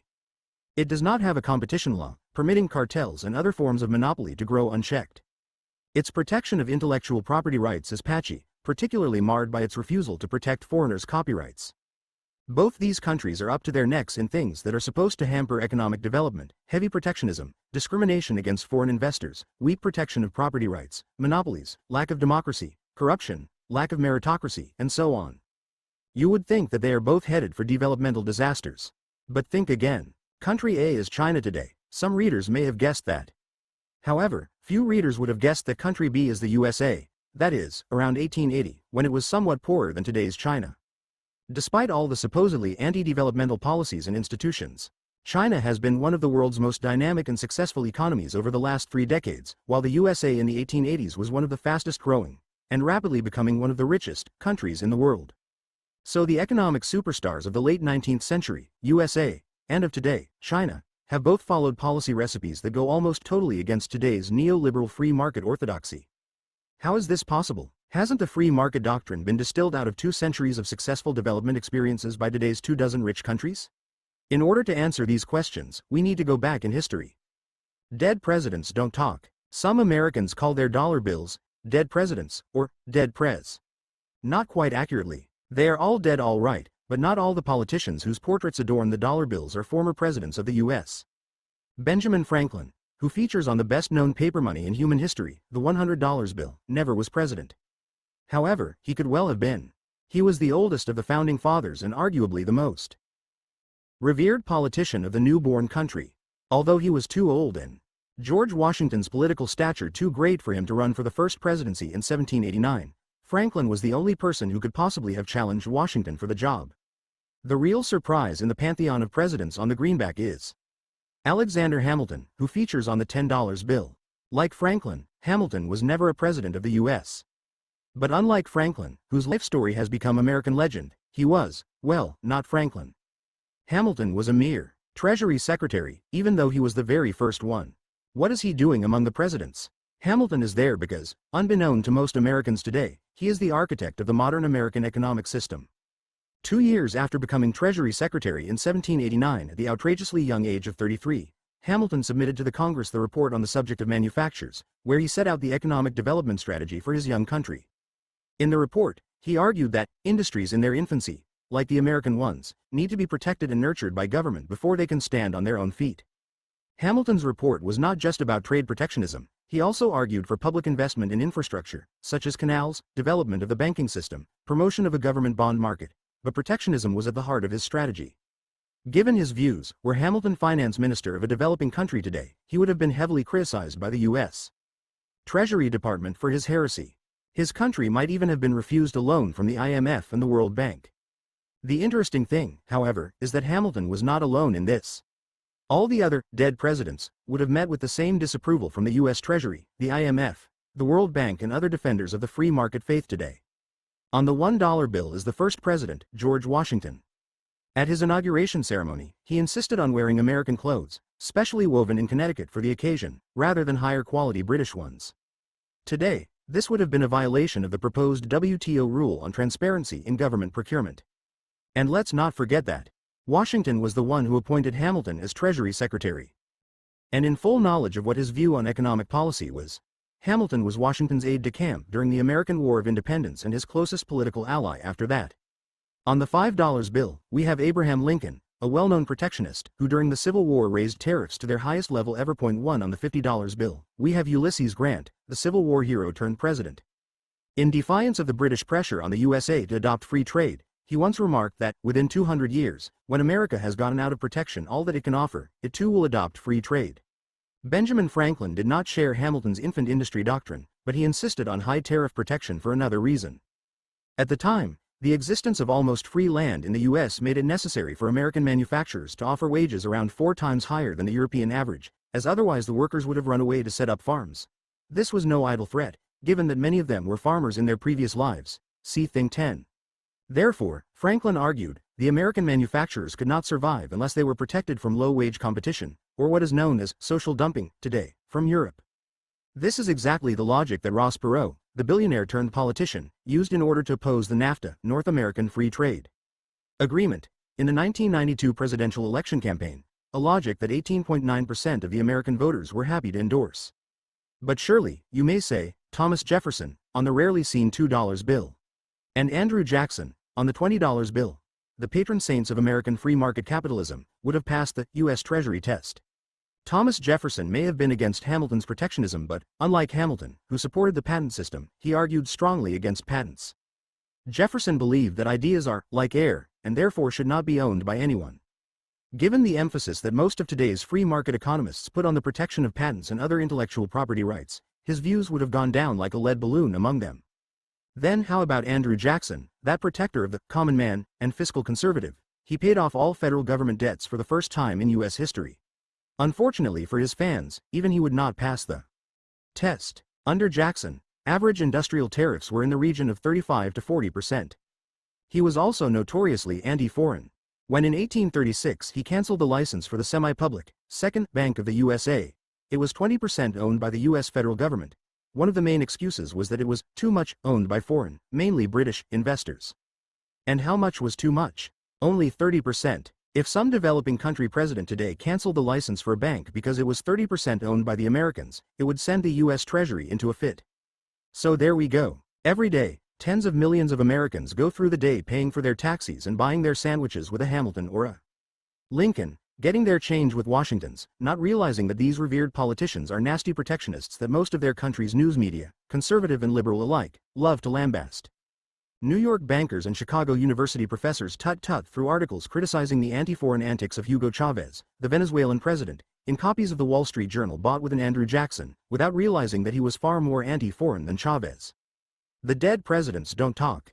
But if they could, they would tell Americans and the rest of the world how the policies that their successors promote today are the exact opposite of what they used in order to transform a second-rate agrarian economy dependent on slave labor into the world's greatest industrial power. Do as I say, not as I did. When reminded of the protectionist past of the U.S., free market economists usually retort that the country succeeded despite, rather than because of, protectionism. They say that the country was destined to grow fast anyway, because it had been exceptionally well endowed with natural resources and received a lot of highly motivated and hardworking immigrants. It is also said that the country's large internal market somewhat mitigated the negative effects of protectionism by allowing a degree of competition among domestic firms. But the problem with this response is that, dramatic as it may be, the U.S. is not the only country that has succeeded with policies that go against the free market doctrine. In fact, as I shall elaborate below, most of today's rich countries have succeeded with such policies. 2 And, when they are countries with very different conditions, it is not possible to say that they all shared some special conditions that cancelled out the negative impacts of protectionism and other wrong policies. The US may have benefited from a large domestic market, but then how about tiny Finland or Denmark? If you think the US benefited from abundance of natural resources, how do you explain the success of countries such as Korea and Switzerland that had virtually no natural resources to speak of? If immigration was a positive factor for the US, how about all those other countries, from Germany to Taiwan, that lost some of their best people to the US and other New World countries? The special conditions argument simply does not work. Britain, the country which many people think invented free trade, built its prosperity on the basis of policies similar to those that Hamilton promoted. This was not a coincidence.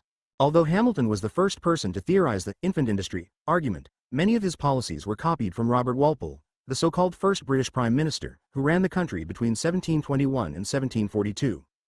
During the mid-18th century, Britain moved into the woolen manufacturing industry, the high-tech industry of the time that had been dominated by the Low Countries. What are Belgium and the Netherlands today?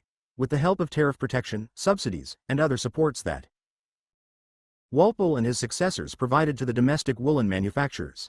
The industry soon provided Britain's main source of export earnings, which enabled the country to import the food and raw materials that it needed to launch the Industrial Revolution in the late 18th and the early 19th centuries. Britain adopted free trade only in the 1860s, when its industrial dominance was absolute. In the same way in which the US was the most protectionist country in the world during most of its phase of ascendancy, from the 1830s to the 1940s, Britain was one of the world's most protectionist countries during much of its own economic rise, from the 1720s to the 1850s. Virtually all of today's rich countries use protectionism and subsidies to promote their infant industries. Many of them, especially Japan, Finland and Korea, also severely restricted foreign investment. Between the 1930s and the 1980s, Finland used to classify all enterprises with more than 20% foreign ownership officially as dangerous enterprises. Several of them, especially France, Austria, Finland, Singapore and Taiwan, used state-owned enterprises to promote key industries. Singapore, which is famous for its free trade policies and welcoming attitudes towards foreign investors, produces over 20% of its output through state-owned enterprises, when the international average is around 10%. Nor did today's rich countries protect foreigners' intellectual property rights very well, if at all. In many of them it was legal to patent someone else's invention as long as that someone else was a foreigner. There were exceptions, of course.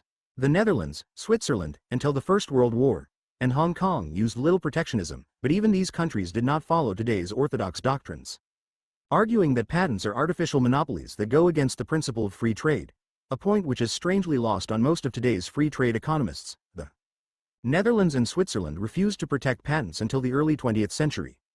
Even though it did not do it on such principled grounds, Hong Kong was until recently even more notorious for its violation of intellectual property rights than the former countries. I bet you know someone, or at least have a friend who knows someone, who has bought pirated computer software, a fake Rolex watch or an unofficial Calvin and Hobbes t-shirt from Hong Kong. Most readers may find my historical account counterintuitive. Having been repeatedly told that free market policies are the best for economic development, they would find it mysterious how most of today's countries could use all those supposedly bad policies, such as protectionism, subsidies, regulation and state ownership of industry, and still become rich. The answer lies in the fact that those bad policies were in fact good policies, given the stage of economic development in which those countries were at the time, for a number of reasons. First is Hamilton's infant industry argument, which I explain in greater detail in the chapter, My 6-Year-Old Son Should Get a Job, in my earlier book Bad Samaritans. For the same reason why we send our children to school rather than making them compete with adults in the labor market, developing countries need to protect and nurture their producers before they acquire the capabilities to compete in the world market unassisted. Second, in the earlier stages of development, markets do not function very well for various reasons: poor transport, poor flow of information, the small size of the market that makes manipulation by big actors easier, and so on. This means that the government needs to regulate the market more actively and sometimes even deliberately create some markets. Third, in those stages, the government needs to do many things itself through state-owned enterprises because there are simply not enough capable private sector firms that can take up large-scale, high-risk projects, see Thing 12.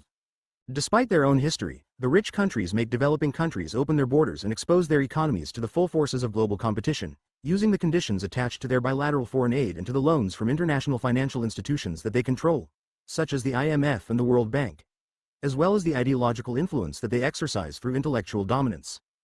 In promoting policies that they did not use when they were developing countries themselves, they are saying to the developing countries, do as I say, not as I did. A pro-growth doctrine that reduces growth.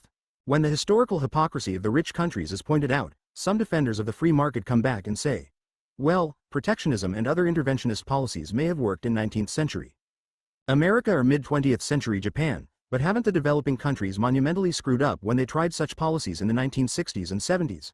What may have worked in the past, they say, is not necessarily going to work today.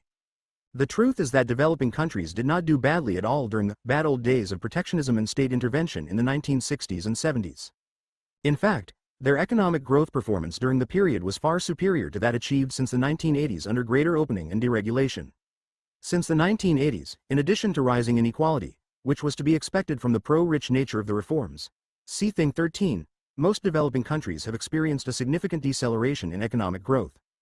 Per capita income growth in the developing world fell from 3% per year in the 1960s and 70s to 1.7% during the 1980 to 2000 period, when there was the greatest number of free market reforms. During the 2000s, there was a pickup in the growth of the developing world, bringing the growth rate up to 2.6% for the 1980 to 2009 period, but this was largely due to the rapid growth of China and India, two giants that, while liberalizing, did not embrace neoliberal policies.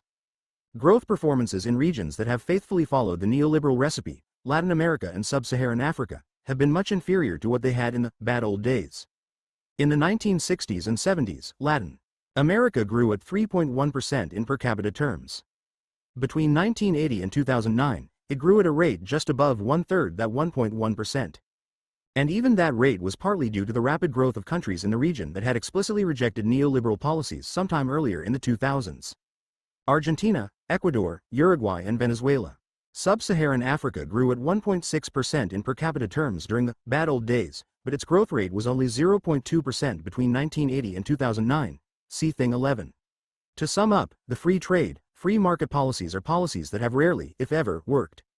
Most of the rich countries did not use such policies when they were developing countries themselves, while these policies have slowed down growth and increased income inequality in the developing countries in the last 3 decades. Few countries have become rich through free trade, free market policies, and few ever will. Thing 8. Capital has a nationality. What they tell you. The real hero of globalization has been the transnational corporation. Transnational corporations, as their name implies, are corporations that have gone beyond their original national boundaries. They may be still headquartered in the country where they were founded, but much of their production and research facilities are outside their home country, employing people, including many top decision-makers, from across the world. In this age of such nation-less capital, nationalistic policies towards foreign capital are at best ineffective and at worst counterproductive. If a country's government discriminates against them, transnational corporations will not invest in that country. The intention may be to help the national economy by promoting national firms, but such policies actually harm it by preventing the most efficient firms from establishing themselves in the country. What they don't tell you. Despite the increasing transnationalization of capital, most transnational companies in fact remain national companies with international operations, rather than genuinely nation-less companies. They conduct the bulk of their core activities, such as high-end research and strategizing, at home. Most of their top decision-makers are home country nationals. When they have to shut down factories or cut jobs, they usually do it last at home for various political and, more importantly, economic reasons. This means that the home country appropriates the bulk of the benefits from a transnational corporation. Of course, their nationality is not the only thing that determines how corporations behave, but we ignore the nationality of capital at our peril. Carlos Ghosn lives globalization. Carlos Ghosn was born in 1954 to Lebanese parents in the Brazilian city of Porto Velho. At the age of 6, he moved with his mother to Beirut, Lebanon. After finishing secondary school there, he went to France and earned engineering degrees from 2 of the country's most prestigious educational institutions, École Polytechnique and École des Mines de Paris. During his 18 years at the French tire maker Michelin, which he had joined in 1978, Ghosn acquired a reputation for effective management by turning the company's unprofitable South American operation around and by successfully managing the merger of its U.S. subsidiary with Uniroyal Goodrich, which doubled the size of the company's U.S. operation. In 1996, Ghosn joined the state-owned French carmaker Renault and played a key role in reviving the company, affirming his reputation for ruthless cost-cutting and earning the sobriquet, Le Cost Killer, although his actual approach was more consensual than that name suggests.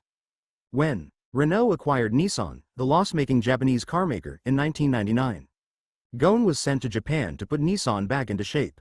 Initially, he faced stiff resistance to his un-Japanese way of management, such as sacking workers, but he turned the company completely around in a few years. After that, he has been so totally accepted by the Japanese that he has been made into a manga, comic book, character, the Japanese equivalent of beatification by the Catholic Church. In 2005, he stunned the world once again by going back to Renault as CEO and president, while staying on as a co-chairman of Nissan, a feat compared by some to a football coach managing two teams at the same time. Carlos Ghosn's life story sums up the drama that is globalization. People migrate in search of a better life, sometimes literally to the other side of the world, as Ghosn's family did. Some of the migrants, like Ghosn's mother, go back home. This is a big contrast to the days when, for example, Italian immigrants to the US refused to teach their children Italian, as they were so determined not to go back to Italy and wanted their children totally assimilated. Many youngsters from poorer countries with ambition and brains now go to a richer country to study, as Ghosn did. These days, many managers work for a company based in a foreign country, which often means living and working in yet another foreign country, or two, because your company is transnational. Ghosn, a Lebanese-Brazilian return migrant, worked in Brazil, the US and Japan for two French companies. In this globalized world, the argument goes, nationality of capital is meaningless. Corporations may have started and still be headquartered in a particular country, but they have broken out of their national borders. They now locate their activities wherever the return is the greatest. For example, Nestlé, the Swiss food giant, may be headquartered in the Swiss city of Vevey, but less than 5% of its output is produced in Switzerland. Even if we consider Nestlé's home to be Europe rather than Switzerland, its home base accounts for only around 30% of its earnings. It is not just the relatively low-grade activities such as production that transnational corporations are conducting outside their home countries.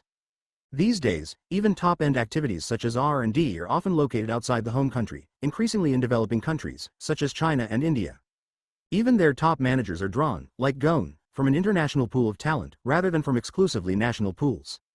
The upshot is that a company has no national loyalty anymore. A business will do what it has to do in order to increase its profit, even if it means hurting its home country by shutting plants down, slashing jobs, or even bringing in foreign workers. Given this, many people argue it is unwise to put restrictions on foreign ownership of companies, as many governments used to. As long as the company generates wealth and jobs within its borders, the country should not care whether the company is owned by its citizens or foreigners. When all major companies are ready to move anywhere in search of profit opportunities, making investment by foreign companies difficult means that your country is not going to benefit from those foreign companies that have identified good investment prospects in your country. It all makes sense, doesn't it? Chrysler, American, German, American, again, and becoming Italian. In 1998, Daimler-Benz, the German automobile company, and Chrysler, the US carmaker, were merged. It was really a takeover of Chrysler by Daimler-Benz. But when the merger was announced, it was depicted as a marriage of two equals. The new company, Daimler-Chrysler, even had equal numbers of Germans and Americans on the management board. That was, however, only for the first few years. Soon, the Germans vastly outnumbered the Americans on the board, usually 10 to 12 to just 1 or 2 Americans, depending on the year. Unfortunately, the takeover was not a great success, and in 2007, Daimler-Benz sold Chrysler off to Cerberus, an American private equity fund. Cerberus, being an American company, made up Chrysler's board of directors mostly with Americans, with some representation from Daimler, which still held a 19.9% stake. In the event, Cerberus failed to turn the company around and Chrysler went bankrupt in 2009. It was restructured with U.S. federal government financial aid and a major equity investment by Fiat, the Italian carmaker. When Fiat became the leading shareholder, it made Sergio Marchionne, the CEO of Fiat, also the new CEO of Chrysler, and appointed another Fiat manager to Chrysler's 9-member board of directors. Given that Fiat has only a 20% stake at the moment but has the option to increase it to 35% and eventually to 51%, it is highly likely that the proportion of Italians on the board will increase over time, with the increase in Fiat's ownership share. So Chrysler, once one of the quintessential American companies, has in the last decade come to be run by Germans, Americans, again, and, increasingly, Italians. There is no such thing as nationless capital. When taken over by a foreign company, even mighty, former, American firms end up being run by foreigners, but then that is what takeover means, when you think about it.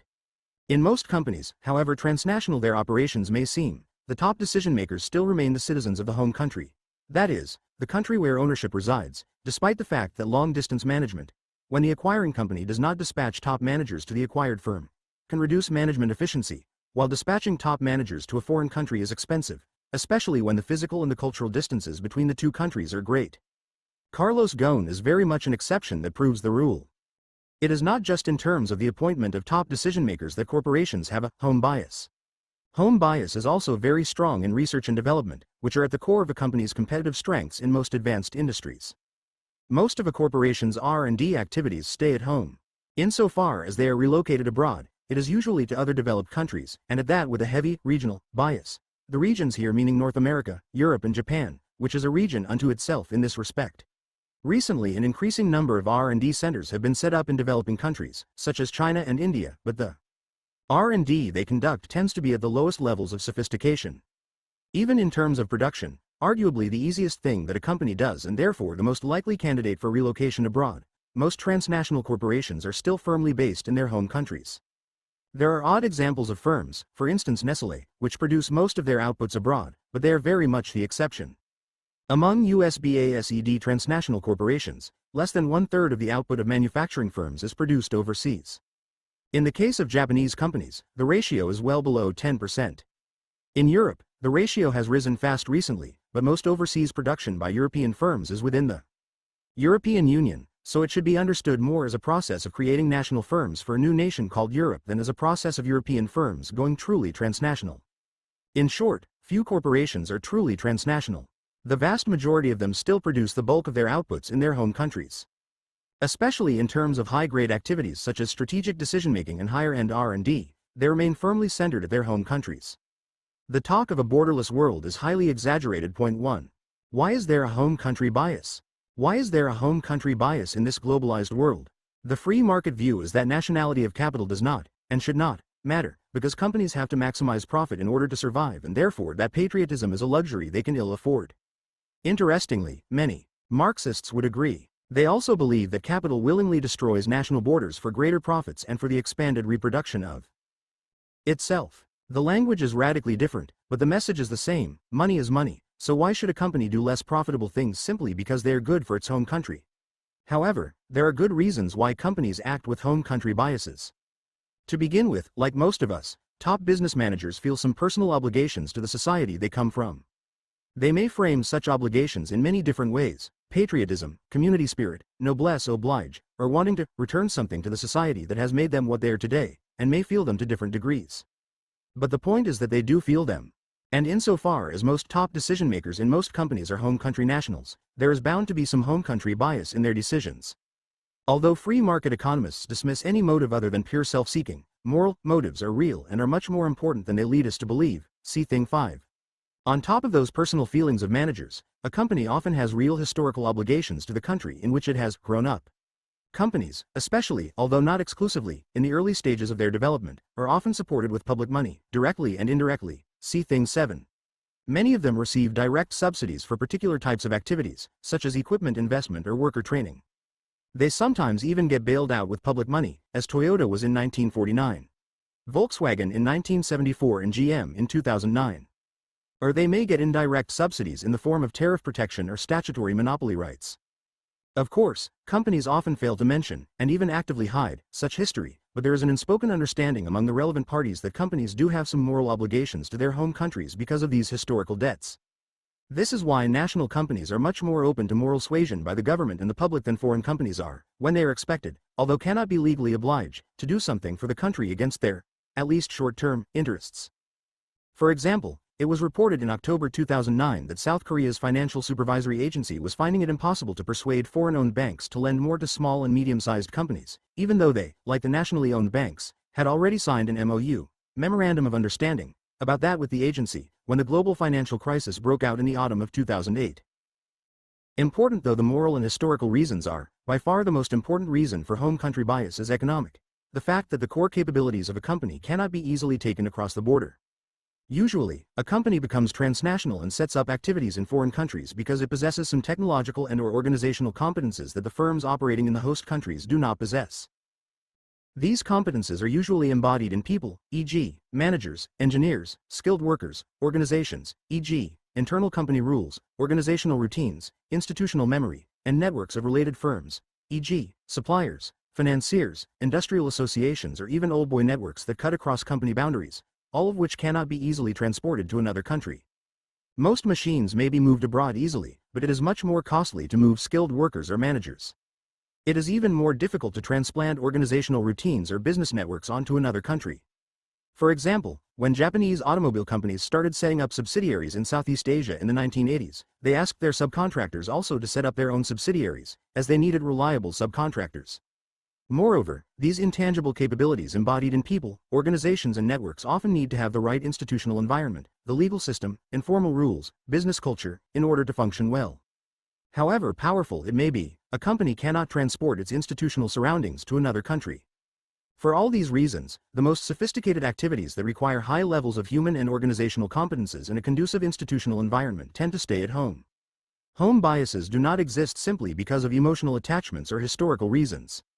Their existence has good economic basis. Prince of Darkness changes his mind. Lord Peter Mandelson, the de facto Deputy Prime Minister of the UK government at the time of writing, early 2010, has a bit of a reputation for his Machiavellian politics.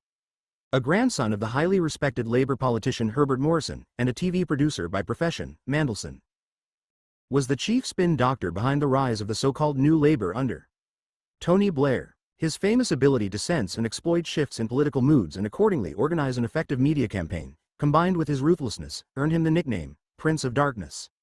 After a high-profile but turbulent cabinet career, marred by 2 resignations due to suspected corruption scandals, Mandelson quit British politics and moved to Brussels to become European Commissioner for Trade in 2004.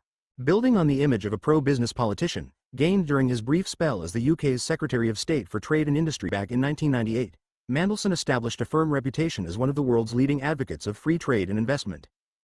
So it sent out a shockwave when Mandelson, who had made a surprise comeback to British politics and become business secretary in early 2009, said in an interview with the Wall Street Journal in September 2009 that, thanks to Britain's permissive attitude towards foreign ownership, UK manufacturing could be a loser, even though he added the proviso that this was over a lengthy period of time, certainly not overnight. Was it a typical Mandelson antic, with his instinct telling him that this was the time to play the nationalist card? Or did he finally cotton on to something that he and other British policymakers should have realized a long time ago, that excessive foreign ownership of a national economy can be harmful? Now, it may be argued, the fact that firms have a home country bias does not necessarily mean that countries should put restrictions on foreign investment. True, given the home bias, investment by a foreign company may not be in the most desirable activities, but an investment is an investment and it will still increase output and create jobs. If you put restrictions on what foreign investors can do, for example, by telling them that they cannot invest in certain strategic industries, by forbidding them from holding a majority share or demanding that they transfer technologies, foreign investors will simply go somewhere else and you will lose the jobs and the wealth that they would have created. Especially for developing countries, which do not have many national firms that can make similar investments, rejecting foreign investment because it is foreign many people believe is frankly irrational. Even if they get only lower-grade activities, such as assembly operation, they are still better off with the investment than without it. This reasoning is correct in its own terms, but there are more issues that need to be considered before we conclude that there should be no restriction on foreign investment. Here, we put aside portfolio investment, which is investment in company shares for financial gains without involvement in direct management, and focus on foreign direct investment, which is usually defined as acquisition of more than 10% of a company's shares with an intent to get involved in management. First of all, we need to remember that a lot of foreign investment is what is known as brownfield investment, that is, acquisition of existing firms by a foreign firm, rather than greenfield investment, which involves a foreign firm setting up new production facilities. Since the 1990s, brownfield investment has accounted for over half of total world foreign direct investment, FDI, even reaching 80% in 2001, at the height of the international mergers and acquisitions, M&A, boom. This means that the majority of FDI involves taking control of existing firms, rather than the creation of new output and jobs. Of course, the new owners may inject better managerial and technological capabilities and revive an ailing company, as seen in the case of Nissan under Carlos Ghosn. But very often such an acquisition is made with a view to utilizing capabilities that already exist in the acquired company rather than creating new ones. And, more importantly, once your national firm is acquired by a foreign firm, the home bias of the acquiring company will in the long run impose a ceiling on how far it progresses in the internal pecking order of the acquiring company. Even in the case of greenfield investment, home country bias is a factor to consider. Yes, greenfield investment creates new productive capabilities, so it is by definition better than the alternative, that is, no investment. However, the question that policymakers need to consider before accepting it is how it is going to affect the future trajectory of their national economy. Different activities have different potentials for technological innovation and productivity growth, and therefore what you do today influences what you will be doing in the future and what you will get out of it. As a popular saying among American industrial policy experts in the 1980s went, we cannot pretend that it does not matter whether you produce potato chips. wood chips or microchips, and the chance is that a foreign company is more likely to produce potato chips or wood chips than microchips in your country. Given this, especially for a developing country, whose national firms are still underdeveloped, it may be better to restrict FDI at least in some industries and try to raise national firms so that they become credible alternative investors to foreign companies. This will make the country lose some investment in the short run, but it may enable it to have more higher-end activities within its borders in the long run. Or, even better, the developing country government can allow foreign investment under conditions that will help the country upgrade the capabilities of national firms faster, for example, by requiring joint ventures, which will promote the transfer of managerial techniques, demanding more active technology transfer, or mandating worker training. Now, saying that foreign capital is likely to be less good for your country than your own national capital is not to say that we should always prefer national capital to foreign capital. This is because its nationality is not the only thing that determines the behavior of capital. The intention and the capability of the capital in question also matter. Suppose that you are thinking of selling a struggling nationally owned car company. Ideally, you want the new owner to have the willingness and the ability to upgrade the company in the long run. The prospective buyer is more likely to have the technological capabilities to do so when it is an already established automobile producer, whether national or foreign, rather than when it is finance capital, such as a private equity fund. In recent years, private equity funds have played an increasingly important role in corporate acquisitions. Even though they have no in-house expertise in particular industries, they may, in theory, acquire a company for the long term and hire industry experts as managers and ask them to upgrade its capabilities. However, in practice, these funds usually have no intention to upgrade the acquired company for the long term. They acquire firms with a view to selling them on in 3 to 5 years after restructuring them into profitability.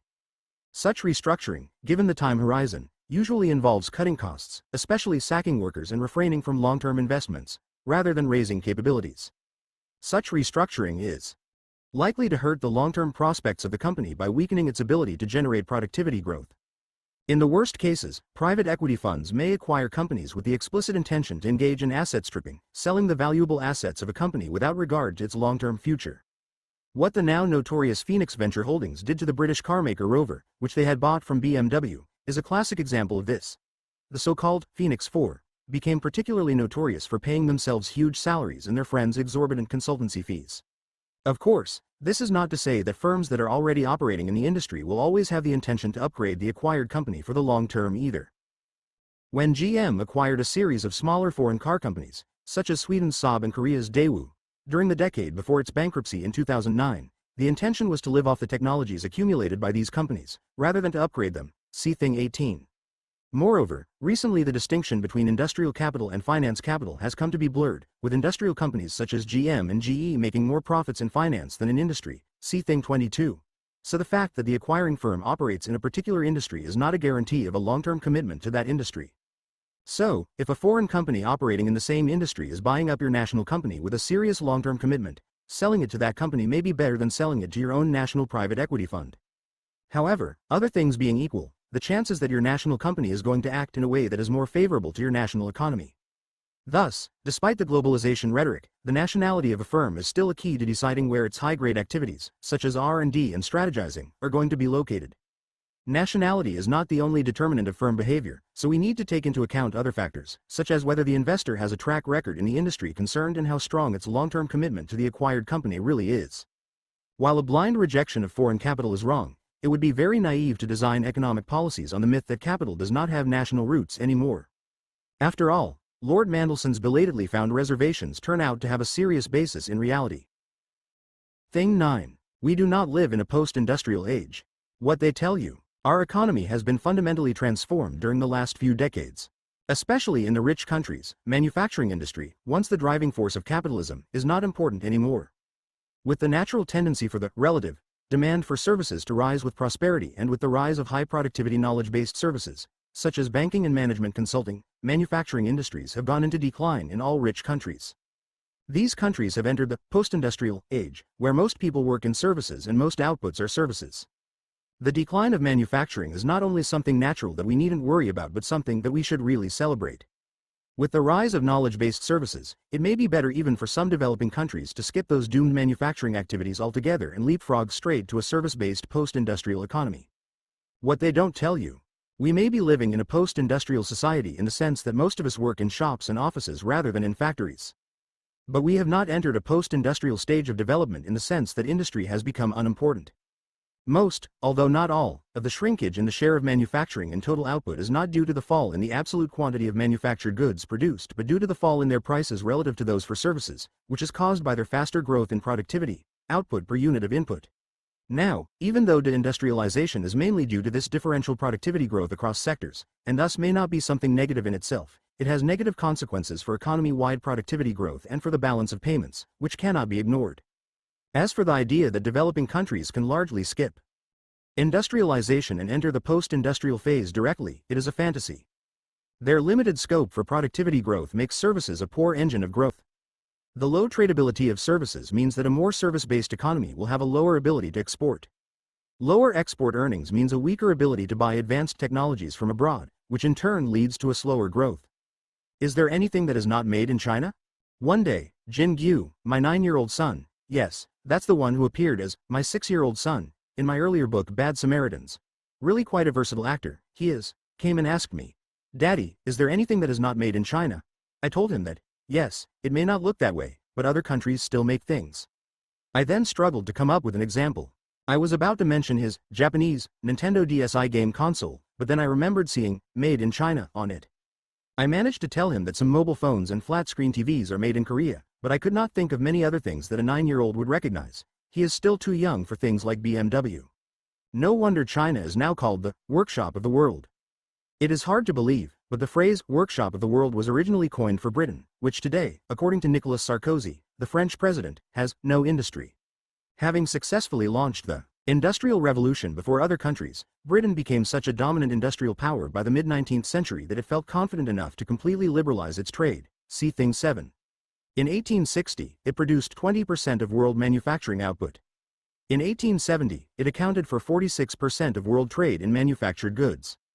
The current Chinese share in world exports is only around 17%, as of 2007, even though everything seems to be made in China, so you can imagine the extent of British dominance then. However, Britain's pole position was short-lived. Having liberalized its trade completely around 1860, its relative position started declining from the 1880s, with countries such as the US and Germany rapidly catching up. It lost its leading position in the world's industrial hierarchy by the time of the First World War, but the dominance of manufacturing in the British economy itself continued for a long time afterwards. Until the early 1970s, together with Germany, Britain had one of the world's highest shares of manufacturing employment in total employment, at around 35%. At the time, Britain was the quintessential manufacturing economy, exporting manufactured goods and importing food, fuel and raw materials. Its manufacturing trade surplus, manufacturing exports minus manufacturing imports, stayed consistently between 4% and 6% of GDP during the 1960s and 70s. Since the 1970s, however, the British manufacturing sector has shrunk rapidly in importance. Manufacturing output as a share of Britain's GDP used to be 37% in 1950. Today, it accounts for only around 13%. Manufacturing's share in total employment fell from around 35% in the early 1970s to just over 10%. Its position in international trade has also dramatically changed. These days, Britain runs manufacturing trade deficits in the region of 2 to 4% of GDP per year. What has happened? Should Britain be worried? The predominant opinion is that there is nothing to worry about. To begin with, it is not as if Britain is the only country in which these things have happened. The declining shares of manufacturing in total output and employment, a phenomenon known as deindustrialization, is a natural occurrence, many commentators argue, common to all rich countries, accelerated in the British case by the finding of North Sea oil. This is widely believed to be because, as they become richer, people begin to demand more services than manufactured goods. With falling demand, it is natural that the manufacturing sector shrinks and the country enters the post-industrial stage. Many people actually celebrate the rise of services. According to them, the recent expansion of knowledge-based services with rapid productivity growth, such as finance, consulting, design, computing and information services, R&D, means that services have replaced manufacturing as the engine of growth, at least in the rich countries. Manufacturing is now a low-grade activity that developing countries such as China perform. Computers and haircuts. Why did industrialization happens? Have we really entered the post-industrial age? Is manufacturing irrelevant now? The answers are only in some ways and no. It is indisputable that much lower proportions of people in the rich countries work in factories than used to be the case. There was a time in the late 19th and early 20th centuries when in some countries, notably Britain and Belgium, around 40% of those employed worked in the manufacturing industry. Today, The ratio is at most 25%, and in some countries, especially the US, Canada and Britain, barely 15%. With so much fewer people, in proportional terms, working in factories, the nature of society has changed. We are partly formed by our work experiences, a point which most economists fail to recognize, so where and how we work influences who we are. Compared to factory workers, office workers and shop assistants do much less physical work and, not having to work with conveyor belts and other machines, have more control over their labor process. Factory workers cooperate more closely with their colleagues during work and outside work, especially through trade union activities. In contrast, people working in shops and offices tend to work on more individual bases and are not very unionized. Shop assistants and some office workers interact directly with customers, whereas factory workers never see their customers. I am not enough of a sociologist or a psychologist to say anything profound in this regard, but all this means that people in today's rich countries not only work differently from but are different from their parents and grandparents. In this way, today's rich countries have become post-industrial societies in the social sense. However, they have not become post-industrial in the economic sense. Manufacturing still plays the leading role in their economies. In order to see this point, we first need to understand why deindustrialization has happened in the rich countries. A small, but not negligible, part of deindustrialization is due to optical illusions, in the sense that it reflects changes in statistical classification rather than changes in real activities.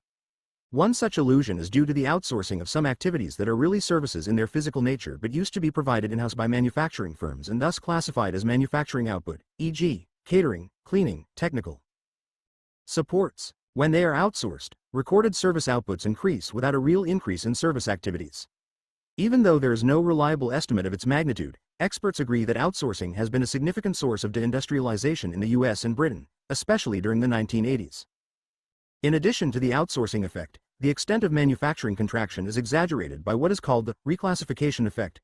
Point 2. A UK government report estimates that up to 10% of the fall in manufacturing employment between 1998 and 2006 in the UK may be accounted for by some manufacturing firms, seeing their service activities becoming predominant, applying to the government statistical agency to be reclassified as service firms, even when they are still engaged in some manufacturing activities.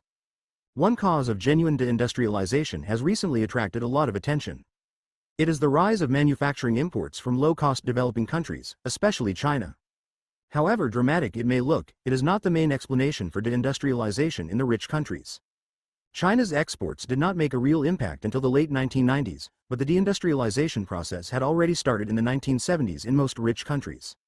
Most estimates show that the rise of China as the new workshop of the world can explain only around 20% of deindustrialization in the rich countries that has happened so far. Many people think that the remaining 80% or so can be largely explained by the natural tendency of the relative demand for manufactured goods to fall with rising prosperity. However, a closer look reveals that this demand effect is actually very small. It looks as if we are spending ever higher shares of our income on services not because we are consuming ever more services in absolute terms but mainly because services are becoming ever more expensive in relative terms. With the inflation-adjusted amount of money you paid to get a PC 10 years ago, today you can probably buy 3, if not 4, computers of equal or even greater computing power, and certainly smaller size. As a result, you probably have 2, rather than just 1, computers. But, even with 2 computers, the portion of your income that you spend on computers has gone down quite a lot. For the sake of argument, I am assuming that your income, after adjusting for inflation, is the same. In contrast, you are probably getting the same number of haircuts as you did 10 years ago, if you haven't gone thin on top, that is. The price of haircuts has probably gone up somewhat, so the proportion of your income that goes to your haircuts is greater than it was 10 years ago. The result is that it looks as if you are spending a greater, smaller, portion of your income on haircuts, computers, than before, but the reality is that you are actually consuming more computers than before, while your consumption of haircuts is the same. Indeed, if you adjust for the changes in relative prices, or, to use technical jargon, if you measure things in constant prices, the decline of manufacturing in the rich countries has been far less steep than it appears to be. For example, in the case of Britain, the share of manufacturing in total output, without counting the relative price effects, to use the jargon, in current prices, fell by over 40% between 1955 and 1990, from 37% to 21%. However, when taking the relative price effects into account, the fall was only by just over 10%, from 27% to 24%. Point 3. In other words, the real demand effect, that is the demand effect after taking relative price changes into account, is small. Then why are the relative prices of manufactured goods falling? It is because manufacturing industries tend to have faster productivity growth than services. As the output of the manufacturing sector increases faster than the output of the service sector, the prices of the manufactured goods relative to those of services fall. In manufacturing, where mechanization and the use of chemical processes are much easier, it is easier to raise productivity than in services. In contrast, by their very nature, many service activities are inherently impervious to productivity increase without diluting the quality of the product. In some cases, the very attempt to increase productivity will destroy the product itself. If a string quartet trots through a 27-minute piece in 9 minutes, would you say that its productivity has trebled? For some other services, the apparent higher productivity is due to the debasement of the product. A teacher can raise her apparent productivity by 4 times by having 4 times as many pupils in her classroom, but the quality of her product has been diluted by the fact that she cannot pay as much individual attention as before. A lot of the increases in retail service productivity in countries such as the US and Britain has been bought by lowering the quality of the retail service itself while ostensibly offering cheaper shoes, sofas and apples. There are fewer sales assistants at shoe stores, so you wait 20 minutes instead of 5. You have to wait 4 weeks, rather than 2, for the delivery of your new sofa and probably also have to take a day off work because they will only deliver sometime between 8 a.m. and 6 p.m. You spend much more time than before driving to the new supermarket and walking through the now longer aisles when you get there, because those apples are cheaper than in the old supermarket only because the new supermarket is in the middle of nowhere and thus can have more floor space. There are some service activities, such as banking, which have greater scope for productivity increase than other services. However, as revealed by the 2008 financial crisis, much of the productivity growth in those activities was due not to a real rise in their productivity, e.g., reduction in trading costs due to better computers, but to financial innovations that obscured, rather than genuinely reduced, the riskiness of financial assets, thereby allowing the financial sector to grow at an unsustainably rapid rate. See Thing 22. To sum up, the fall in the share of manufacturing and total output in the rich countries is not largely due to the fall in relative demand for manufactured goods, as many people think. Nor is it due mainly to the rise of manufactured exports from China and other developing countries, although that has had big impacts on some sectors. It is instead the falling relative prices of the manufactured goods due to faster growth in productivity in the manufacturing sector that is the main driver of the deindustrialization process. Thus, while the citizens of the rich countries may be living in post-industrial societies in terms of their employment, the importance of manufacturing in terms of production in those economies has not been diminished to the extent that we can declare a post-industrial age. Should we worry about deindustrialization? But if deindustrialization is due to the very dynamism of a country's manufacturing sector, isn't it a good thing? Not necessarily. The fact that deindustrialization is mainly caused by the comparative dynamism of the manufacturing sector vis-a-vis the service sector does not tell us anything about how well it is doing compared to its counterparts in other countries. If a country's manufacturing sector has slower productivity growth than its counterparts in other countries, it will become internationally uncompetitive, leading to balance of payments problems in the short run and falling standards of living in the long term. In other words, deindustrialization may be accompanied by either economic success or failure. Countries should not be lulled into a false sense of security by the fact that deindustrialization is due to comparative dynamism of the manufacturing sector, as even a manufacturing sector that is very undynamic by international standards can be, and usually is, more dynamic than the service sector of the same country. Whether or not a country's manufacturing sector is dynamic by international standards, the shrinkage of the relative weight of the manufacturing sector has a negative impact on productivity growth. As the economy becomes dominated by the service sector, where productivity growth is slower, productivity growth for the whole economy will slow down.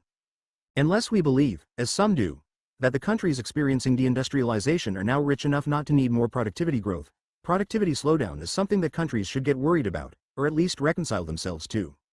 Deindustrialization also has a negative effect on a country's balance of payments because services are inherently more difficult to export than manufactured goods. A balance of payments deficit means that the country cannot pay its way in the world. Of course, a country can plug the hole through foreign borrowing for a while, but eventually it will have to lower the value of its currency, thereby reducing its ability to import and thus its living standard. At the root of the low tradability of services lies the fact that, unlike manufactured goods that can be shipped anywhere in the world, most services require their providers and consumers to be in the same location. No one has yet invented ways to provide a haircut or house cleaning long distance. Obviously, this problem will be solved if the service provider, the hairdresser or the cleaner in the above examples, can move to the customer's country, but that in most cases means immigration, which most countries restrict heavily. See Thing 3. Given this, a rising share of services in the economy means that the country, other things being equal, will have lower export earnings. Unless the exports of manufactured goods rise disproportionately, the country won't be able to pay for the same amount of imports as before. If its deindustrialization is of a negative kind accompanied by weakening international competitiveness, the balance of payments problem could be even more serious, as the manufacturing sector then won't be able to increase its exports. Not all services are equally non-tradable. The knowledge-based services that I mentioned earlier, banking, consulting, engineering, and so on, are highly tradable. For example, in Britain since the 1990s, exports of knowledge-based services have played a crucial role in plugging the balance of payments gap left behind by deindustrialization and the fall in North Sea oil exports, which had enabled the country, just, to survive the negative balance of payments consequences of deindustrialization during the 1980s. However, even in Britain, which is most advanced in the exports of these knowledge-based services, the balance of payments surplus generated by those services is well below 4% of GDP, just enough to cover the country's manufacturing trade deficits. With the likely strengthening of global financial regulation as a consequence of the 2008 world financial crisis, it is unlikely that Britain can maintain this level of trade surplus in finance and other knowledge-based services in the future.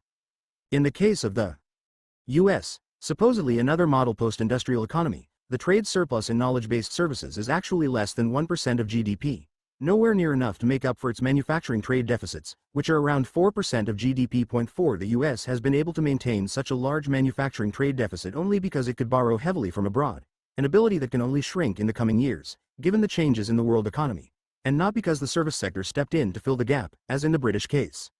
Moreover, it is questionable whether the strengths of the US and Britain in the knowledge-based services can be maintained over time. In services such as engineering and design, where insights gained from the production process are crucial, a continuous shrinkage of the industrial base will lead to a decline in the quality of their service products and a consequent loss in export earnings. If Britain and the US, two countries that are supposed to be the most developed in the knowledge-based services, are unlikely to meet their balance of payments needs in the long run through the exports of these services, it is highly unlikely that other countries can. Post-industrial fantasies. Believing deindustrialization to be the result of the change of our engine of growth from manufacturing to services, some have argued that developing countries can largely skip industrialization and move directly to the service economy. Especially with the rise of service offshoring, this view has become very popular among some observers of India. Forget all those polluting industries, they say, why not go from agriculture to services directly? If China is the workshop of the world, the argument goes, India should try to become the office of the world.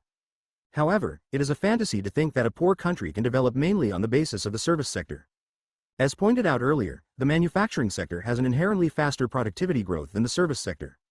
To be sure, there are some service industries that have rapid productivity growth potential, notably the knowledge-based services that I mentioned above. However, these are service activities that mainly serve manufacturing firms, so it is very difficult to develop those industries without first developing a strong manufacturing base. If you base your development largely on services from early on, your long-term productivity growth rate is going to be much slower than when you base it on manufacturing. Moreover, we have already seen that, given that services are much less tradable, countries specializing in services are likely to face much more serious balance of payments problems than countries that specialize in manufacturing. This is bad enough for a developed country, where balance of payments problems will lower standards of living in the long run. However, it is seriously detrimental for a developing country. The point is that, in order to develop, a developing country has to import superior technologies from abroad, either in the form of machines or in the form of technology licensing. Therefore, when it has a balance of payments problem, its very ability to upgrade and thus develop its economy by deploying superior technologies is hampered. As I say these negative things about economic development strategies based on services, some of you may say, what about countries like Switzerland and Singapore? Haven't they developed on the basis of services? However, these economies are not what they are reported to be either. They are in fact manufacturing success stories. For example, many people think that Switzerland lives off the stolen money deposited in its banks by third world dictators or by selling cowbells and cuckoo clocks to Japanese and American tourists, but it is actually one of the most industrialized economies in the world. We don't see many Swiss manufactured products around because the country is small, around 7 million people, which makes the total amount of Swiss manufactured goods rather small, and because its producers specialize in producer goods, such as machinery and industrial chemicals, rather than consumer goods that are more visible. But in per capita terms, Switzerland has the highest industrial output in the world. It could come second after Japan, depending on the year and the data you look at. Singapore is also one of the 5 most industrialized economies in the world, once again, measured in terms of manufacturing value added per head. Finland and Sweden make up the rest of the top 5. Indeed, except for a few places such as the Seychelles that has a very small population and exceptional resources for tourism, 85,000 people with around $9,000 per capita income, no country has so far achieved even a decent, not to speak of high living standard by relying on services, and none will do so in the future. To sum up, even the rich countries have not become unequivocally post-industrial. While most people in those countries do not work in factories anymore, the manufacturing sector's importance in their production systems has not fallen very much, once we take into account the relative price effects. But even if deindustrialization is not necessarily a symptom of industrial decline, although it often is, it has negative effects for long-term productivity growth and the balance of payments, both of which need reckoning. The myth that we now live in a post-industrial age has made many governments ignore the negative consequences of deindustrialization. As for the developing countries, it is a fantasy to think that they can skip industrialization and build prosperity on the basis of service industries. Most services have slow productivity growth, and most of those services that have high productivity growth are services that cannot be developed without a strong manufacturing sector. Low tradability of services means that a developing country specializing in services will face a bigger balance of payments problem, which for a developing country means a reduction in its ability to upgrade its economy. Post-industrial fantasies are bad enough for the rich countries, but they are positively dangerous for developing countries. Thing 10. The US does not have the highest living standard in the world. What they tell you. Despite its recent economic problems, the US still enjoys the highest standard of living in the world. At market exchange rates, there are several countries that have a higher per capita income than the US. However, if we consider the fact that the same dollar, or whatever common currency we choose, can buy more goods and services in the US than in other rich countries, the US turns out to have the highest living standard in the world, barring the mini-city state of Luxembourg. This is why other countries seek to emulate the US, illustrating the superiority of the free market system, which the US most closely, if not perfectly, represents. What they don't tell you. The average US citizen does have greater command over goods and services than his counterpart in any other country in the world except Luxembourg. However, given the country's high inequality, this average is less accurate in representing how people live than the averages for other countries with a more equal income distribution. Higher inequality is also behind the poorer health indicators and worse crime statistics of the US. Moreover, the same dollar buys more things in the US than in most other rich countries, mainly because it has cheaper services than in other comparable countries, thanks to higher immigration and poorer employment conditions. Furthermore, Americans work considerably longer than Europeans. Per hour worked, their command over goods and services is smaller than that of several European countries. While we can debate which is a better lifestyle, more material goods with less leisure time, as in the US, or fewer material goods with more leisure time, as in Europe, this suggests that the US does not have an unambiguously higher living standard than comparable countries. The roads are not paved with gold. Between 1880 and 1914, nearly 3 million Italians migrated to the US. When they arrived, many of them were bitterly disappointed. Their new home was not the paradise they had thought it would be. It is said that many of them rode back home, saying, "Not only are the roads not paved with gold, they are not paved at all. In fact, we are the ones who are supposed to pave them." Those Italian immigrants were not alone in thinking that the US is where dreams come true. The US became the richest country in the world only around 1900, but even in the early days of its existence, it had a strong hold on the imagination of poor people elsewhere. In the early 19th century, US per capita income was still only around the European average and something like 50% lower than that of Britain and the Netherlands. But poor Europeans still wanted to move there because the country had an almost unlimited supply of land. Well, if you were willing to push out a few Native Americans, and an acute labor shortage, which meant wages 3 or 4 times higher than those in Europe, see Thing 7. Most importantly, the lack of feudal legacy meant that the country had much higher social mobility than the Old World countries, as celebrated in the idea of the American dream. It is not just prospective immigrants who are attracted to the US. Especially in the last few decades, businessmen and policymakers around the world have wanted, and often tried, to emulate the US economic model. Its free enterprise system, according to admirers of the US model, lets people compete without limits and rewards the winners without restrictions imposed by the government or by misguided egalitarian culture. The system therefore creates exceptionally strong incentives for entrepreneurship and innovation. Its free labor market, with easy hiring and firing, allows its enterprises to be agile and thus more competitive, as they can redeploy their workers more quickly than their competitors, in response to changing market conditions. With entrepreneurs richly rewarded and workers having to adapt quickly, the system does create high inequality. However, its proponents argue, even the losers in this game willingly accept such outcomes because, given the country's high social mobility, their own children could be the next Thomas Edison, J.P. Morgan or Bill Gates. With such incentives to work hard and exercise ingenuity, no wonder the country has been the richest in the world for the last century. Americans just live better. Actually, this is not quite true. The US is not the richest country in the world anymore. Now several European countries have higher per capita incomes. The World Bank data tell us that the per capita income of the US in 2007 was $46,040. There were 7 countries with higher per capita income in US dollar terms, starting with Norway, $76,450.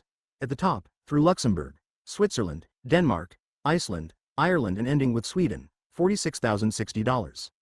Discounting the 2 mini-states of Iceland, 311,000 people, and Luxembourg, 480,000 people. This makes the US only the 6th richest country in the world. But, some of you may say, that cannot be right. When you go to the US, you just see that people there live better than the Norwegians or the Swiss do. One reason why we get that impression is that the US is much more unequal than the European countries and therefore looks more prosperous to foreign visitors than it really is. Foreign visitors to any country rarely get to see the deprived parts, of which the US has many more than Europe. But even ignoring this inequality factor, there is a good reason why most people think that the US has a higher living standard than European countries. You may have paid 35 Swiss francs, or $35, for a 5-mile, or 8 km, taxi ride in Geneva, when a similar ride in Boston would have cost you around $15. In Oslo, you may have paid 550 kroner, or $100, for a dinner that could not possibly have been more than $50, or 275 kroner, in St. Louis. The reverse would have been the case if you had changed your dollars into Thai baht or Mexican pesos on your holidays. Having your 6th back massage of the week or ordering the 3rd margarita before dinner, you would have felt as if your $100 had been stretched into $200, or even $300, or was that the alcohol? If market exchange rates accurately reflected differences in living standards between countries, these kinds of things should not happen. Why are there such huge differences between the things that you can buy in different countries with what should be the same sums of money? Such differences exist basically because market exchange rates are largely determined by the supply and demand for internationally traded goods and services, although in the short run currency speculation can influence market exchange rates, while what a sum of money can buy in a particular country is determined by the prices of all goods and services, and not just those that are internationally traded. The most important among the non-traded things are person-to-person labor services, such as driving taxis and serving meals in restaurants. Trade in such services requires international migration, but that is severely limited by immigration control, so the prices of such labor services end up being hugely different across countries. See things 3 and 9. In other words, things such as taxi rides and meals are expensive in countries such as Switzerland and Norway because they have expensive workers. They are cheap in countries with cheap workers, such as Mexico and Thailand. When it comes to internationally traded things such as TVs or mobile phones, their prices are basically the same in all countries, rich and poor. In order to take into account the differential prices of non-traded goods and services across countries, economists have come up with the idea of an international dollar, based on the notion of purchasing power parity, PPP. That is, measuring the value of a currency according to how much of a common consumption basket it can buy in different countries. This fictitious currency allows us to convert incomes of different countries into a common measure of living standards. The result of converting the incomes of different countries into the international dollar is that the incomes of rich countries tend to become lower than their incomes at market exchange rates, while those of poor countries tend to become higher. This is because a lot of what we consume is services, which are much more expensive in the rich countries. In some cases, the difference between market exchange rate income and PPP income is not great. According to the World Bank data, the market exchange rate income of the US was $46,040 in 2007, while its PPP income was more or less the same at $45,850. In the case of Germany, the difference between the two was greater, at $38,860 versus $33,820. A 15% difference, so to speak, although we cannot really compare the two numbers this directly. In the case of Denmark, the difference was nearly 50%, $54,910 versus $36,740. In contrast, China's 2007 income more than doubles from $2,360 to $5,370 and India's by nearly 3 times from $950 to $2,740, when calculated in PPP terms. Now, the calculation of each currency's exchange rate with a fictitious international dollar is not a straightforward affair, not least because we have to assume that all countries consume the same basket of goods and services, which is patently not the case. This makes the PPP incomes extremely sensitive to the methodologies and the data used.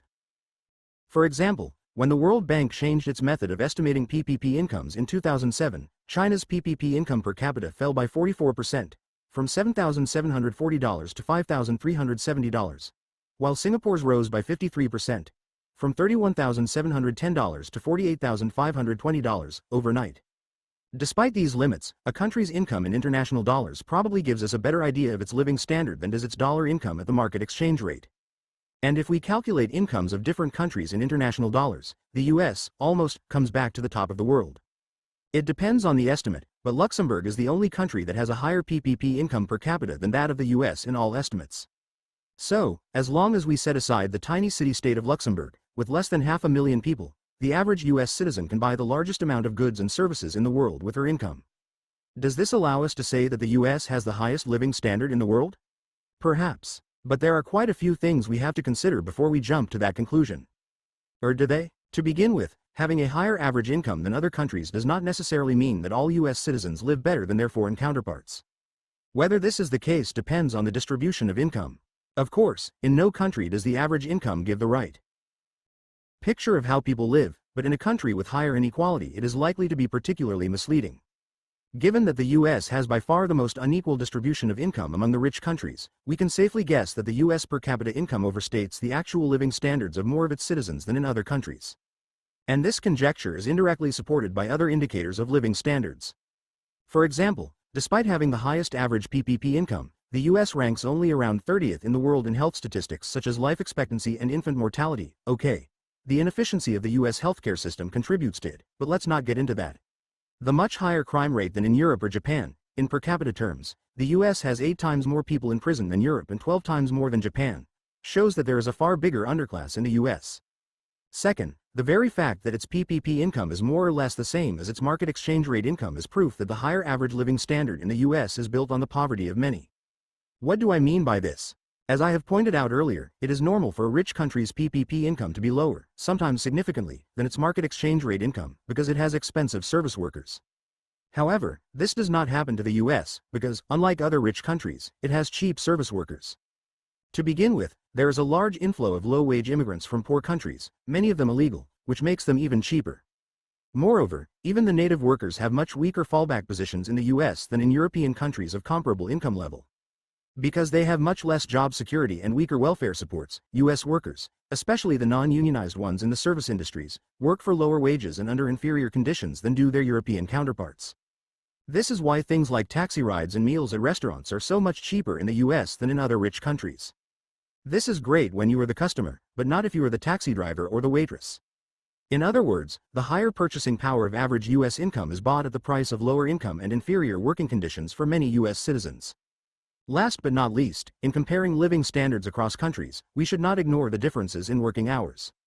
Even if someone is earning 50% more money than I earn, you wouldn't say that he has a higher living standard than I do, if that person has to work double the number of hours that I do.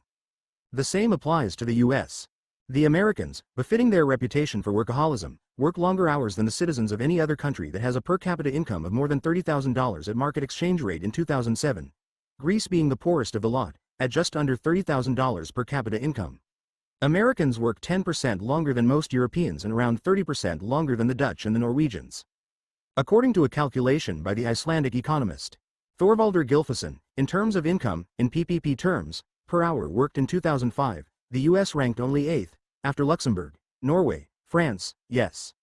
France, that nation of loungers, Ireland, Belgium, Austria, and the Netherlands, and was very closely followed by Germany. 1 In other words, per unit of effort, the Americans are not getting as high a living standard as their counterparts in competitor nations. They make up for this lower productivity through much longer hours. Now, it is perfectly reasonable for someone to argue that she wants to work longer hours if that is necessary to have a higher income. She would rather have another TV than one more week of holiday. And who am I, or anyone else, to say that the person got her priority wrong? However, it is still legitimate to ask whether people who work longer hours even at very high levels of income are doing the right thing. Most people would agree that, at a low level of income, an increase in income is likely to improve your quality of life, even if it means longer working hours. At this level, even if you have to work longer in your factory, higher income is likely to bring a higher overall quality of life, by improving your health, through better food, heating, hygiene and healthcare, and by reducing the physical demands of household work, through more household appliances, piped water, gas and electricity. See Thing 4. However, above a certain level of income, the relative value of material consumption vis-a-vis leisure time is diminished, so earning a higher income at the cost of working longer hours may reduce the quality of your life. More importantly, the fact that the citizens of a country work longer than others in comparable countries does not necessarily mean that they like working longer hours. They may be compelled to work long hours, even if they actually want to take longer holidays. As I pointed out above, how long a person works is affected not only by his own preference regarding work, leisure balance, but also by things such as welfare provision, protection of worker rights, and union power. Individuals have to take these things as given, but nations have a choice over them. They can rewrite the labor laws, beef up the welfare state, and effect other policy changes to make it less necessary for individuals to work long hours. Much of the support for the American model has been based on the fact that the U.S. has the highest living standard in the world. While there is no question that the U.S. has one of the highest living standards in the world, its alleged superiority looks much weaker once we have a broader conception of living standards than what the average income of a country will buy. Higher inequality in the U.S. means that its average income is less indicative of the living standards of its citizens than in other countries. This is reflected in indicators such as health and crime, where the U.S. performs much worse than comparable countries. The higher purchasing power of U.S. citizens, compared to the citizens of other rich countries, is owed in large part to the poverty and insecurity of many of their fellow citizens, especially in service industries. The Americans also work considerably longer than their counterparts in competitor nations. Per hour worked, U.S. income is lower than that of several European countries, even in purchasing power terms. It is debatable that that can be described as having a higher living standard. There is no simple way to compare living standards across countries. Per capita income, especially in purchasing power terms, is arguably the most reliable indicator. However, by focusing just on how many goods and services our income can buy, we miss out a lot of other things that constitute elements of the good life, such as the amount of quality leisure time, job security, freedom from crime, access to healthcare, social welfare provisions, and so on. While different individuals and countries will definitely have different views on how to weigh these indicators against each other and against income figures, non-income dimensions should not be ignored if we are to build societies where people genuinely live well. Thing 11. Africa is not destined for underdevelopment. What they tell you. Africa is destined for underdevelopment. It has a poor climate, which leads to serious tropical disease problems. It has lousy geography, with many of its countries landlocked and surrounded by countries whose small markets offer limited export opportunities and whose violent conflicts spill into neighboring countries. It has too many natural resources, which make its people lazy, corrupt, and conflict-prone. African nations are ethnically divided, which renders them difficult to manage and more likely to experience violent conflicts. They have poor quality institutions that do not protect investors well. Their culture is bad. People do not work hard, they do not save, and they cannot cooperate with each other. All these structural handicaps explain why, unlike other regions of the world, the continent has failed to grow even after it has implemented significant market liberalization since the 1980s. There is no other way forward for Africa than being propped up by foreign aid. What they don't tell you. Africa has not always been stagnant. In the 1960s and 70s, when all the supposed structural impediments to growth were present and often more binding, it actually posted a decent growth performance. Moreover, all the structural handicaps that are supposed to hold back Africa have been present in most of today's rich countries: poor climate, Arctic and tropical, landlockedness, abundant natural resources, ethnic divisions, poor institutions, and bad culture. These structural conditions seem to act as impediments to development in Africa only because its countries do not yet have the necessary technologies, institutions, and organizational skills to deal with their adverse consequences. The real cause of African stagnation in the last 3 decades is free market policies that the continent has been compelled to implement during the period. Unlike history or geography, policies can be changed. Africa is not destined for underdevelopment. The world, according to Sarah Palin, or was it the rescuers? Sarah Palin, the Republican vice presidential candidate in the 2008 U.S. election, is reported to have thought that Africa was a country rather than a continent. A lot of people wondered where she got that idea, but I think I know the answer. It was from the 1977 Disney animation The Rescuers. The Rescuers is about a group of mice called the Rescue Aid Society going around the world, helping animals in trouble. In one scene, there is an international congress of the society, with mouse delegates from all sorts of countries in their traditional costumes and appropriate accents, if they happen to speak. There is the French mouse in his beret, the German mouse in her somber blue dress, and the Turkish mouse in his fez.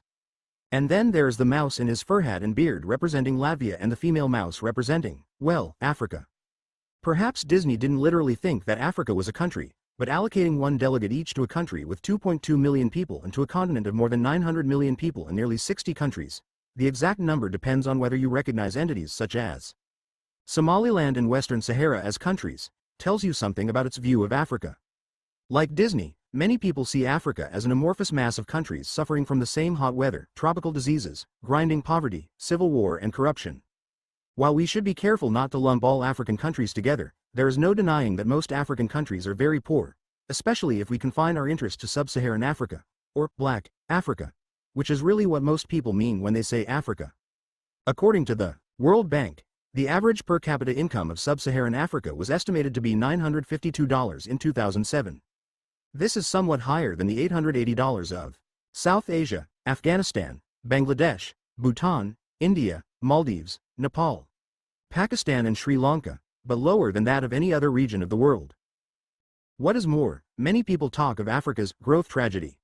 Unlike South Asia, whose growth rates have picked up since the 1980s, Africa seems to be suffering from a chronic failure of economic growth. 1. Sub-Saharan Africa's per capita income today is more or less the same as what it was in 1980. Even more worrying is the fact that this lack of growth seems to be due not mainly to poor policy choices. After all, like many other developing countries, countries in the region have implemented free market reforms since the 1980s, but mainly to the handicaps handed down to them by nature and history and thus extremely difficult, if not impossible, to change. The list of supposed structural handicaps that are holding Africa back is impressive. First, there are all those conditions defined by nature, climate, geography and natural resources. Being too close to the equator, it has rampant tropical diseases, such as malaria, which reduce worker productivity and raise healthcare costs. Being landlocked, many African countries find it difficult to integrate into the global economy. They are in bad neighborhoods, in the sense that they are surrounded by other poor countries that have small markets, which restrict their trading opportunities. And, frequently, violent conflicts, which often spill over into neighboring countries. African countries are also supposed to be cursed by their abundant natural resources. It is said that resource abundance makes Africans lazy, because they can lie beneath a coconut tree and wait for the coconut to fall, as a popular expression of this idea goes. Although those who say that obviously have not tried it, you risk having your head smashed. Unearned resource wealth is also supposed to encourage corruption and violent conflicts over the spoils. The economic successes of resource-poor East Asian countries, such as Japan and Korea, are often cited as cases of reverse resource curse. Not just nature but Africa's history is also supposed to be holding it back. African nations are ethnically too diverse, which causes people to be distrustful of each other and thus makes market transactions costly. It is argued that ethnic diversity may encourage violent conflicts, especially if there are a few equally strong groups, rather than many small groups, which are more difficult to organize. The history of colonialism is thought to have produced low-quality institutions in most African countries, as the colonizers did not want to settle in countries with too many tropical diseases, so there is an interaction between climate and institutions, and thus installed only the minimal institutions needed for resource extraction, rather than for the development of the local economy. Some even venture that African culture is bad for economic development. Africans do not work hard, do not plan for the future and cannot cooperate with each other. 2. Given all this, Africa's future prospects seem bleak. For some of these structural handicaps, any solution seems unachievable or unacceptable. If being landlocked, being too close to the equator and sitting in a bad neighborhood are holding Uganda back, what should it do? Physically moving a country is not an option, so the only feasible answer is colonialism. That is, Uganda should invade, say, Norway, and move all the Norwegians to Uganda. If having too many ethnic groups is bad for development, should Tanzania, which has one of the greatest ethnic diversities in the world, indulge in a spot of ethnic cleansing? If having too many natural resources hampers growth, should the Democratic Republic of Congo try to sell the portions of its land with mineral deposits to, say, Taiwan so that it can pass on the natural resource curse to someone else? What should Mozambique do if its colonial history has left it with bad institutions? Should it invent a time machine and fix that history? If Cameroon has a culture that is bad for economic development, should it start some mass brainwashing program or put people in some re-education camp, as the Khmer Rouge did in Cambodia? All of these policy conclusions are either physically impossible, moving a country, inventing a time machine, or politically and morally unacceptable, invasion of another country, ethnic cleansing, re-education camps. Therefore, those who believe in the power of these structural handicaps but find these extreme solutions unacceptable argue that African countries should be put on some kind of permanent disability benefit through foreign aid and extra help with international trade, e.g., rich countries lowering their agricultural protection only for African, and other similarly poor and structurally disadvantaged, countries. But is there any other way for Africa's future development beyond accepting its fate or relying on outside help? Do African countries have no hope of standing on their own feet? An African growth tragedy? One question that we need to ask before we try to explain Africa's growth tragedy and explore possible ways to overcome it is whether there is indeed such a tragedy. And the answer is, no. The lack of growth in the region has not been chronic. During the 1960s and 70s, per capita income in sub-Saharan Africa grew at a respectable rate. At around 1.6%, it was nowhere near the miracle growth rate of East Asia, 5 to 6%, or even that of Latin America, around 3%, during the period. However, this is not a growth rate to be sniffed at. It compares favorably with the rates of 1 to 1.5% achieved by today's rich countries during their Industrial Revolution, roughly 1820 to 1913. The fact that Africa grew at a respectable rate before the 1980s suggests that the structural factors cannot be the main explanation of the region's, what in fact is recent, growth failure. If they were, African growth should always have been non-existent. It is not as if the African countries suddenly moved to the tropics or some seismic activities suddenly made some of them landlocked. If the structural factors were so crucial, African economic growth should have accelerated over time, as at least some of those factors would have been weakened or eliminated. For example, poor quality institutions left behind by the colonists could have been abandoned or improved. Even ethnic diversity could have been reduced through compulsory education, military service and mass media, in the same way in which France managed to turn peasants into Frenchmen, as the title of a classic 1976 book by the American historian Eugene Weber goes. Point 3. However, this is not what has happened. African growth suddenly collapsed since the 1980s. So, if the structural factors have always been there and if their influences would have, if anything, diminished over time, those factors cannot explain why Africa used to grow at a decent rate in the 1960s and 70s and then suddenly failed to grow. The sudden collapse in growth must be explained by something that happened around 1980. The prime suspect is the dramatic change in policy direction around the time. Since the late 1970s, starting with Senegal in 1979, sub-Saharan African countries were forced to adopt free market, free trade policies through the conditions imposed by the so-called structural adjustment programs, SAPs, of the World Bank and the IMF, and the rich countries that ultimately control them. Contrary to conventional wisdom, these policies are not good for economic development, see Thing 7. By suddenly exposing immature producers to international competition, these policies led to the collapse of what little industrial sectors these countries had managed to build up during the 1960s and 70s.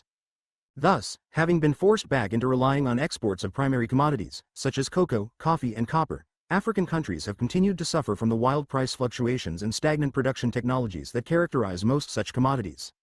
Furthermore, when the SAPs demanded a rapid increase in exports, African countries, with technological capabilities only in a limited range of activities, ended up trying to export similar things, be they traditional products such as coffee and cocoa or new products such as cut flowers. The result was often a collapse of prices in those commodities due to a large increase in their supplies, which sometimes meant that these countries were exporting more in quantity but earning less in revenue. The pressure on governments to balance their budgets led to cuts in expenditures whose impacts are slow to show, such as infrastructure. Over time, however, the deteriorating quality of infrastructure disadvantaged African producers even more, making their geographical disadvantages loom even larger. The result of the SAPs, and their various later incarnations, including today's PRSPs, poverty reduction strategy papers, was a stagnant economy that has failed to grow, in per capita terms, for 3 decades. During the 1980s and 90s, per capita income in sub-Saharan Africa fell at the rate of 0.7% per year. The region finally started to grow in the 2000s, but the contraction of the preceding 2 decades meant that the average annual growth rate of per capita income in sub-Saharan Africa between 1980 and 2009 was 0.2%. So, after nearly 30 years of using better, that is, free market policies, its per capita income is basically at the same level as it was in 1980. So, the so-called structural factors are really scapegoats wheeled out by free market economists. Seeing their favored policies failing to produce good outcomes, they had to find other explanations for Africa's stagnation, or retrogression, if you don't count the last few years of growth spike due to commodity boom, which has come to an end. It was unthinkable for them that such correct policies could fail. It is no coincidence that structural factors came to be cited as the main explanations of poor African economic performance only after growth evaporated in the early 1980s. Can Africa change its geography and history?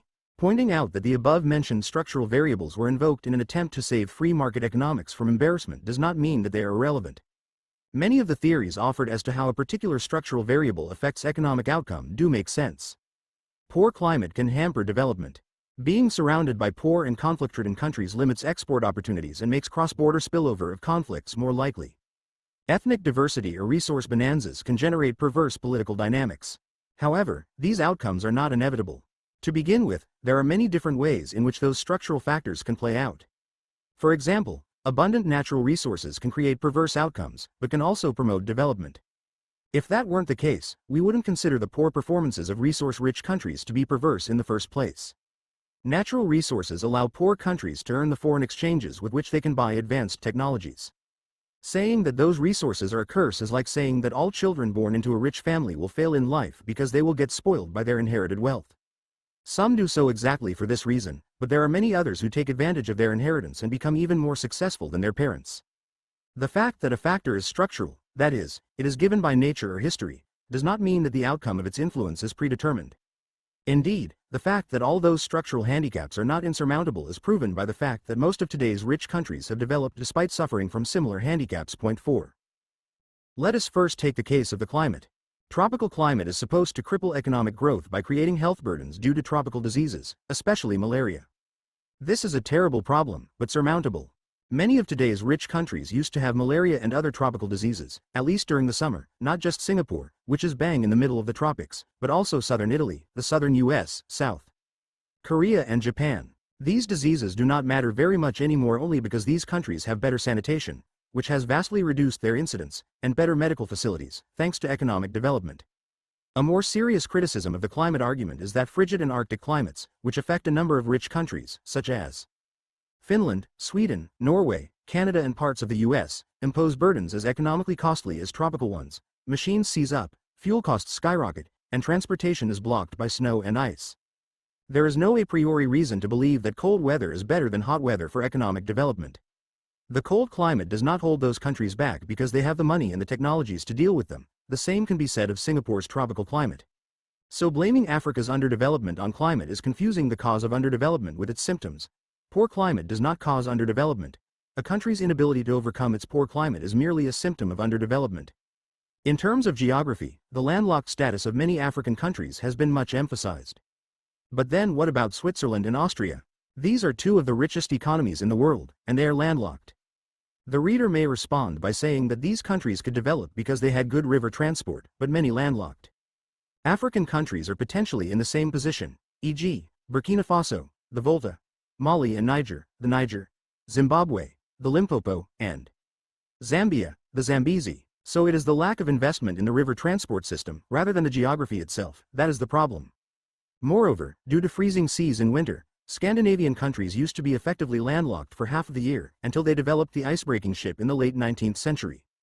A bad neighborhood effect may exist, but it need not be binding. Look at the recent rapid growth of India, which is located in the poorest region in the world, poorer than sub-Saharan Africa, as mentioned above, which also has its share of conflicts, the long history of military conflicts between India and Pakistan, the Maoist Naxalite guerrillas in India, the Tamil Sinhalese civil war in Sri Lanka. Many people talk of the resource curse, but the development of countries such as the US, Canada and Australia, which are much better endowed with natural resources than all African countries, with the possible exceptions of South Africa and the DRC, Democratic Republic of Congo, show that abundant resources can be a blessing. In fact, most African countries are not that well endowed with natural resources. Fewer than a dozen African countries have so far discovered any significant mineral deposits. 5 Most African countries may be abundantly endowed with natural resources in relative terms, but that is only because they have so few man-made resources, such as machines, infrastructure, and skilled labor. Moreover, in the late 19th and early 20th centuries, the fastest-growing regions of the world were resource-rich areas such as North America, Latin America and Scandinavia, suggesting that the resource curse has not always existed. Ethnic divisions can hamper growth in various ways, but their influence should not be exaggerated. Ethnic diversity is the norm elsewhere too, even ignoring ethnic diversities in immigration-based societies such as the US, Canada and Australia. Many of today's rich countries in Europe have suffered from linguistic, religious and ideological divides, especially of the medium degree, a few, rather than numerous, groups, that is supposed to be most conducive to violent conflicts. Belgium has 2, and a bit, if you count the tiny German-speaking minority, ethnic groups. Switzerland has 4 languages and 2 religions, and has experienced a number of mainly religion-based civil wars. Spain has serious minority problems with the Catalans and the Basques, which have even involved terrorism, due to its 560-year rule over Finland, 1249 to 1809, when it was ceded to Russia. Sweden has a significant Finnish minority, around 5% of the population, and Finland a Swedish one of similar scale. And so on. Even East Asian countries that are supposed to have particularly benefited from their ethnic homogeneity have serious problems with internal divisions. You may think Taiwan is ethnically homogeneous as its citizens are all Chinese, but the population consists of 2 or 4, if you divide them up more finely, linguistic groups, the mainlanders versus the Taiwanese, that are hostile to each other. Japan has serious minority problems with the Koreans, the Okinawans, the Ainus and the Barakamans. South Korea may be one of the most ethno-linguistically homogeneous countries in the world, but that has not prevented my fellow countrymen from hating each other. For example, there are 2 regions in South Korea that particularly hate each other, Southeast and Southwest, so much so that some people from those regions would not allow their children to get married to someone from the other place.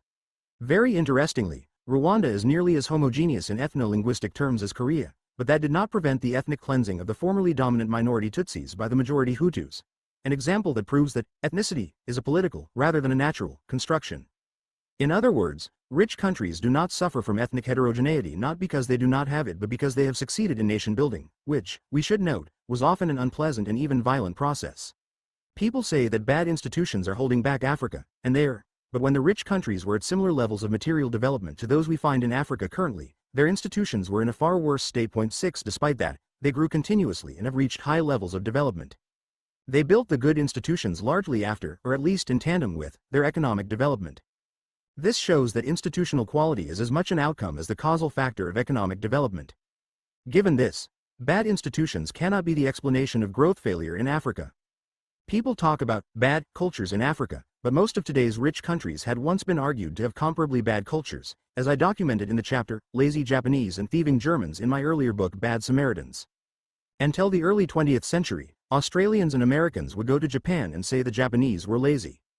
Until the mid-19th century, the British would go to Germany and say that the Germans were too stupid, too individualistic and too emotional to develop their economies.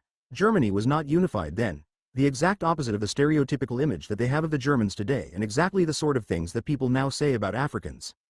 The Japanese and German cultures were transformed with economic development, as the demands of a highly organized industrial society made people behave in more disciplined, calculating and cooperative ways. In that sense, culture is more of an outcome, rather than a cause, of economic development. It is wrong to blame Africa's, or any region's or any country's underdevelopment on its culture. Thus seen, what appear to be unalterable structural impediments to economic development in Africa, and indeed elsewhere, are usually things that can be, and have been, overcome with better technologies, superior organizational skills and improved political institutions. The fact that most of today's rich countries themselves used to suffer, and still suffer to an extent, from these conditions is an indirect proof of this point. Moreover, despite having these impediments, often in more severe forms, African countries themselves did not have a problem growing in the 1960s and 70s. The main reason for Africa's recent growth failure lies in policy, namely, the free trade, free market policy that has been imposed on the continent through the SAP. Nature and history do not condemn a country to a particular future. If it is policy that is causing the problem, the future can be changed even more easily. The fact that we have failed to see this, and not its allegedly chronic growth failure, is the real tragedy of Africa. Thing 12. Governments can pick winners. What they tell you. Governments do not have the necessary information and expertise to make informed business decisions and pick winners through industrial policy. If anything, government decision-makers are likely to pick some spectacular losers, given that they are motivated by power rather than profit and that they do not have to bear the financial consequences of their decisions. Especially if government tries to go against market logic and promote industries that go beyond a country's given resources and competences, the results are disastrous, as proven by the white elephant projects that litter developing countries. What they don't tell you. Governments can pick winners, sometimes spectacularly well. When we look around with an open mind, there are many examples of successful winner picking by governments from all over the world. The argument that government decisions affecting business firms are bound to be inferior to the decisions made by the firms themselves is unwarranted. Having more detailed information does not guarantee better decisions. It may actually be more difficult to make the right decision, if one is in the thick of it. Also, there are ways for the government to acquire better information and improve the quality of its decisions. Moreover, decisions that are good for individual firms may not be good for the national economy as a whole. Therefore, the government picking winners against market signals can improve national economic performance, especially if it is done in close, but not too close, collaboration with the private sector. The worst business proposition in human history. Eugene Black, the longest-serving president in the history of the world. Bank, 1949-63, is reported to have criticized developing countries for being fixated on 3 totems, the highway, the integrated steel mill and the monument to the head of the state. Mr. Black's remark on the monument may have been unfair. Many political leaders in developing countries at the time were not self-aggrandizing, but he was right to be worried about the then widespread tendency to go for prestige projects, such as highways and steel mills, regardless of their economic viability. At the time, too many developing countries built highways that remained empty and steel mills that survived only because of massive government subsidies and tariff protection. Expressions like white elephant or castle in the desert were invented during this period to describe such projects. But of all the then potential castles in the desert, South Korea's plan to build an integrated steel mill, hatched in 1965, was one of the most outlandish. At the time, Korea was one of the poorest countries in the world, relying on natural resource-based exports, e.g., fish, tungsten ore, or labor-intensive manufactured exports, e.g., wigs made with human hair, cheap garments. According to the received theory of international trade, known as the theory of comparative advantage, a country like Korea, with a lot of labor and very little capital, should not be making capital-intensive products like steel. 1. Worse, Korea did not even produce the necessary raw materials. Sweden developed an iron and steel industry quite naturally because it has a lot of iron ore deposits. Korea produced virtually no iron ore or coking coal, the two key ingredients of modern steel making. Today, these could have been imported from China, but this was the time of the Cold War when there was no trade between China and South Korea. So the raw materials had to be imported from countries such as Australia, Canada and the US, all of them 5,000 or 6,000 miles away, thereby significantly adding to the cost of production. No wonder the Korean government was finding it difficult to convince potential foreign donors and lenders of its plan, even though it proposed to subsidize the steel mill left, right and center, free infrastructure, ports, roads, railroads, tax breaks, accelerated depreciation of its capital equipment, so that tax liabilities would be minimized in the early years, reduced utility rates, and whatnot. While the negotiations with potential donors, such as the World Bank and the governments of the US, UK, West Germany, France and Italy, were going on, the Korean government did things to make the project look even less appealing. When the company to run the steel mill, the Pohang Iron and Steel Company, POSCO, was set up in 1968, it was as a state-owned enterprise, SOE, despite widespread concerns about the inefficiencies of SOEs in developing countries. And to cap it all, the company was to be led by Mr. Park Tae-jun, a former army general with minimal business experience as the head of a state-owned tungsten mining company for a few years. Even for a military dictatorship, this was going too far. The country was about to start the biggest business venture in its history, and the man put in charge was not even a professional businessman. Thus, the potential donors faced arguably the worst business proposal in human history, a state-owned company, run by a politically appointed soldier, making a product that all received economic theories said was not suitable to the country. Naturally, the World Bank advised the other potential donors not to support the project, and every one of them officially pulled out of the negotiations in April 1969. Undeterred, the Korean government managed to persuade the Japanese government to channel a large chunk of the reparation payments it was paying for its colonial rule, 1910-45, into the steel mill project and to provide the machines and the technical advice necessary for the mill. The company started production in 1973 and established its presence remarkably quickly. By the mid-1980s, it was considered one of the most cost-efficient producers of low-grade steel in the world. By the 1990s, it was one of the world's leading steel companies. It was privatized in 2001, not for poor performance but for political reasons, and today is the fourth largest steel producer in the world, by quantity of output. So we have a great puzzle on our hands. How did one of the worst business proposals in history produce one of the most successful businesses in history? Actually, the puzzle is even greater, because POSCO is not the only successful Korean company that was set up through government initiative. Throughout the 1960s and 70s, the Korean government pushed many private sector firms into industries that they would not have entered of their own accord. This was often done through carrots, such as subsidies or tariff protection from imports, although the carrots were also sticks in the sense that they would be denied to underperformers. However, even when all those carrots were not enough to convince the businessmen concerned, sticks, big sticks, were pulled out, such as threats to cut off loans from the then wholly state-owned banks or even a quiet chat with the secret police. Interestingly, many of the businesses thus promoted by the government turned out to be great successes. In the 1960s, the LG Group, the electronics giant, was banned by the government from entering its desired textile industry and was forced to enter the electric cable industry. Ironically, the cable company became the foundation of its electronics business, for which LG is currently world famous, you would know, if you have ever wanted the latest chocolate mobile phone.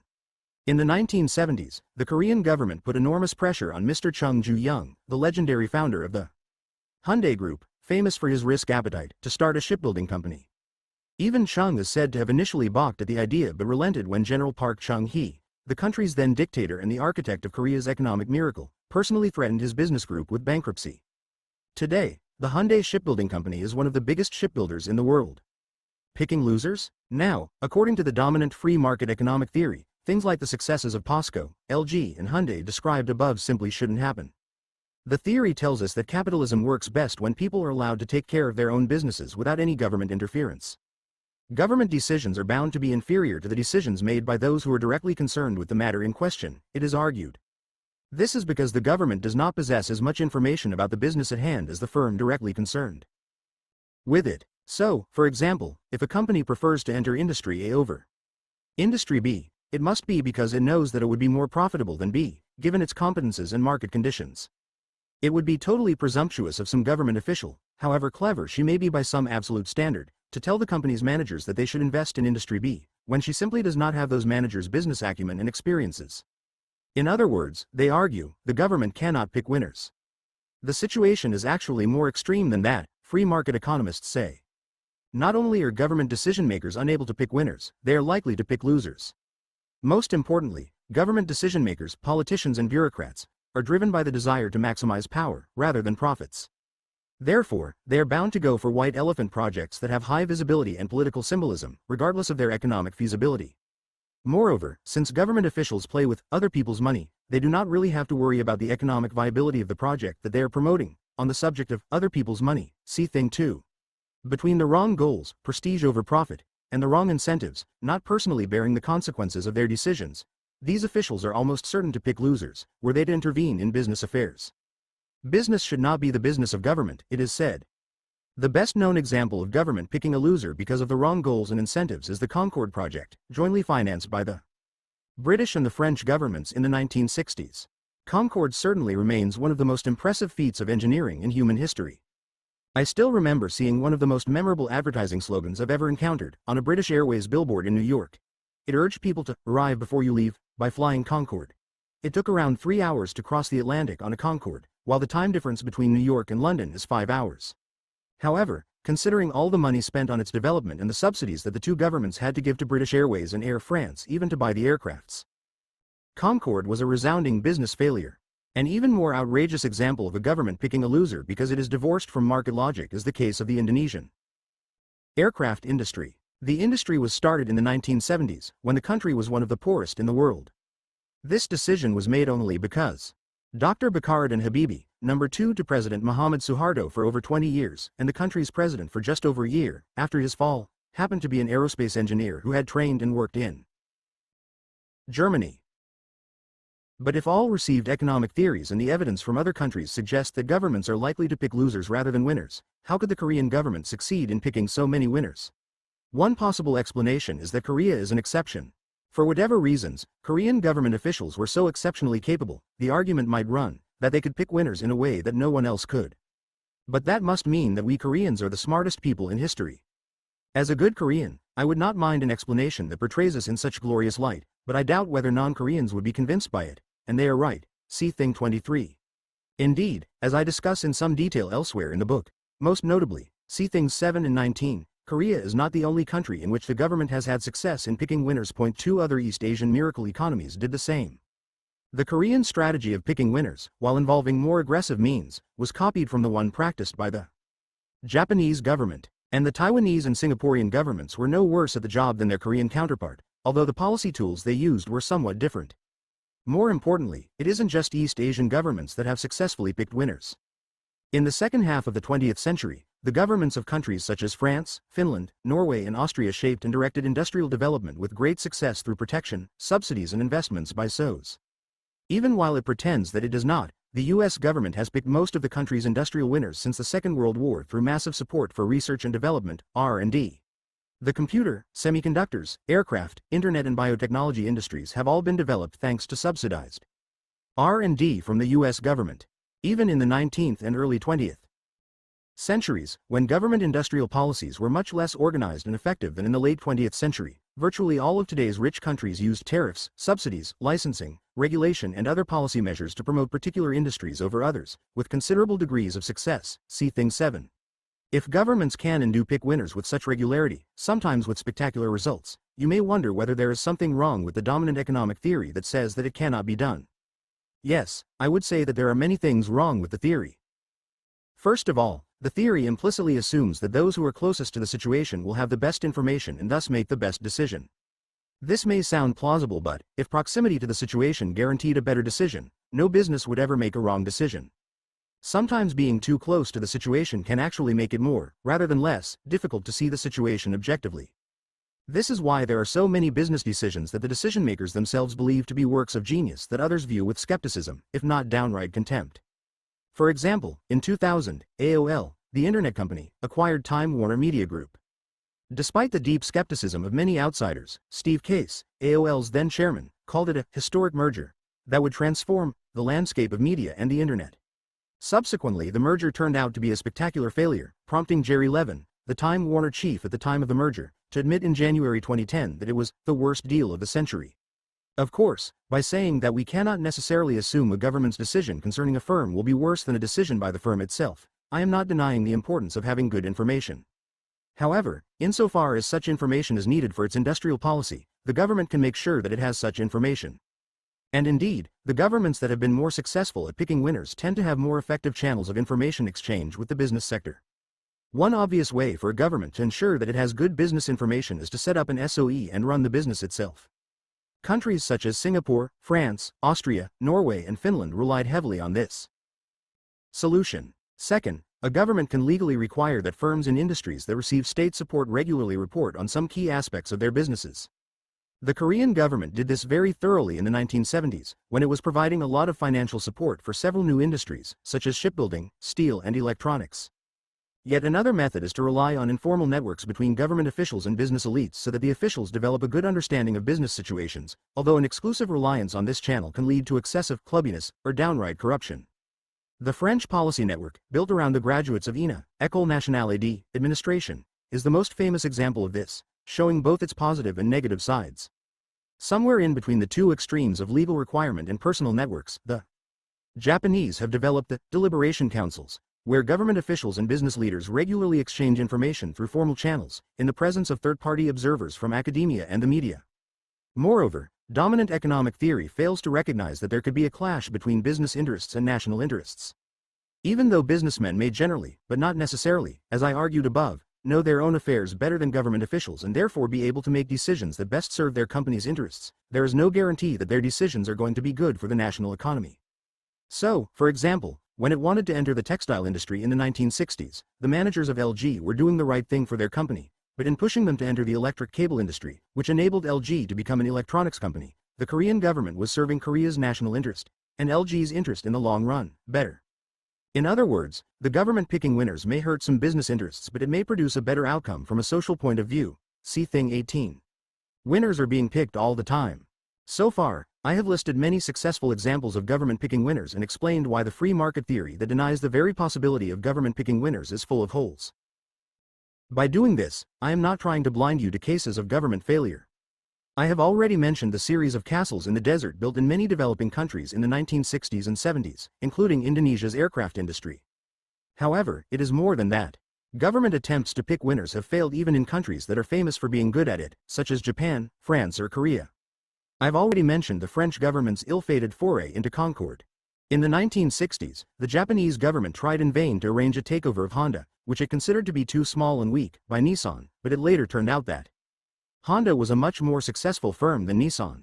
The Korean government tried to promote the aluminium smelting industry in the late 1970s, only to see the industry whacked by a massive increase in energy prices, which account for a particularly high proportion of aluminium production costs.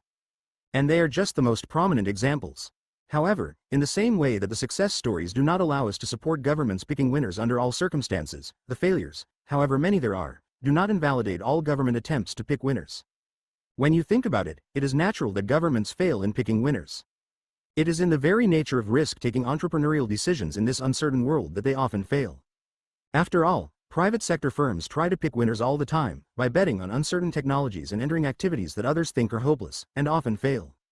Indeed, in exactly the same way that even those governments that have the best track records at picking winners do not pick winners all the time, even the most successful firms do not make the right decisions all the time. Just think about Microsoft's disastrous Windows Vista operating system, with which I am very unhappily writing this book, and Nokia's embarrassing failure with the N-Gage phone, game console. The question is not then whether governments can pick winners, as they obviously can, but how to improve their batting average. And contrary to popular perception, governmental batting averages can be quite dramatically improved if there is sufficient political will. The countries that are frequently associated with success in picking winners prove the point. The Taiwanese miracle was engineered by the Nationalist Party government, which had been a byword for corruption and incompetence, until it was forced to move to Taiwan after losing the Chinese mainland to the Communists in 1949. The Korean government in the 1950s was famously inept at economic management, so much so that the country was described as a bottomless pit by USAID, the U.S. government aid agency. In the late 19th and early 20th centuries, the French government was famous for its unwillingness and inability to pick winners, but it became the champion of picking winners in Europe after the Second World War. The reality is that winners are being picked all the time both by the government and by the private sector, but the most successful ones tend to be done in joint efforts between the two. In all types of winner picking, private, public, joint, there are successes and failures, sometimes spectacular ones. If we remain blinded by the free market ideology that tells us only winner picking by the private sector can succeed, we will end up ignoring a huge range of possibilities for economic development through public leadership or public-private joint efforts.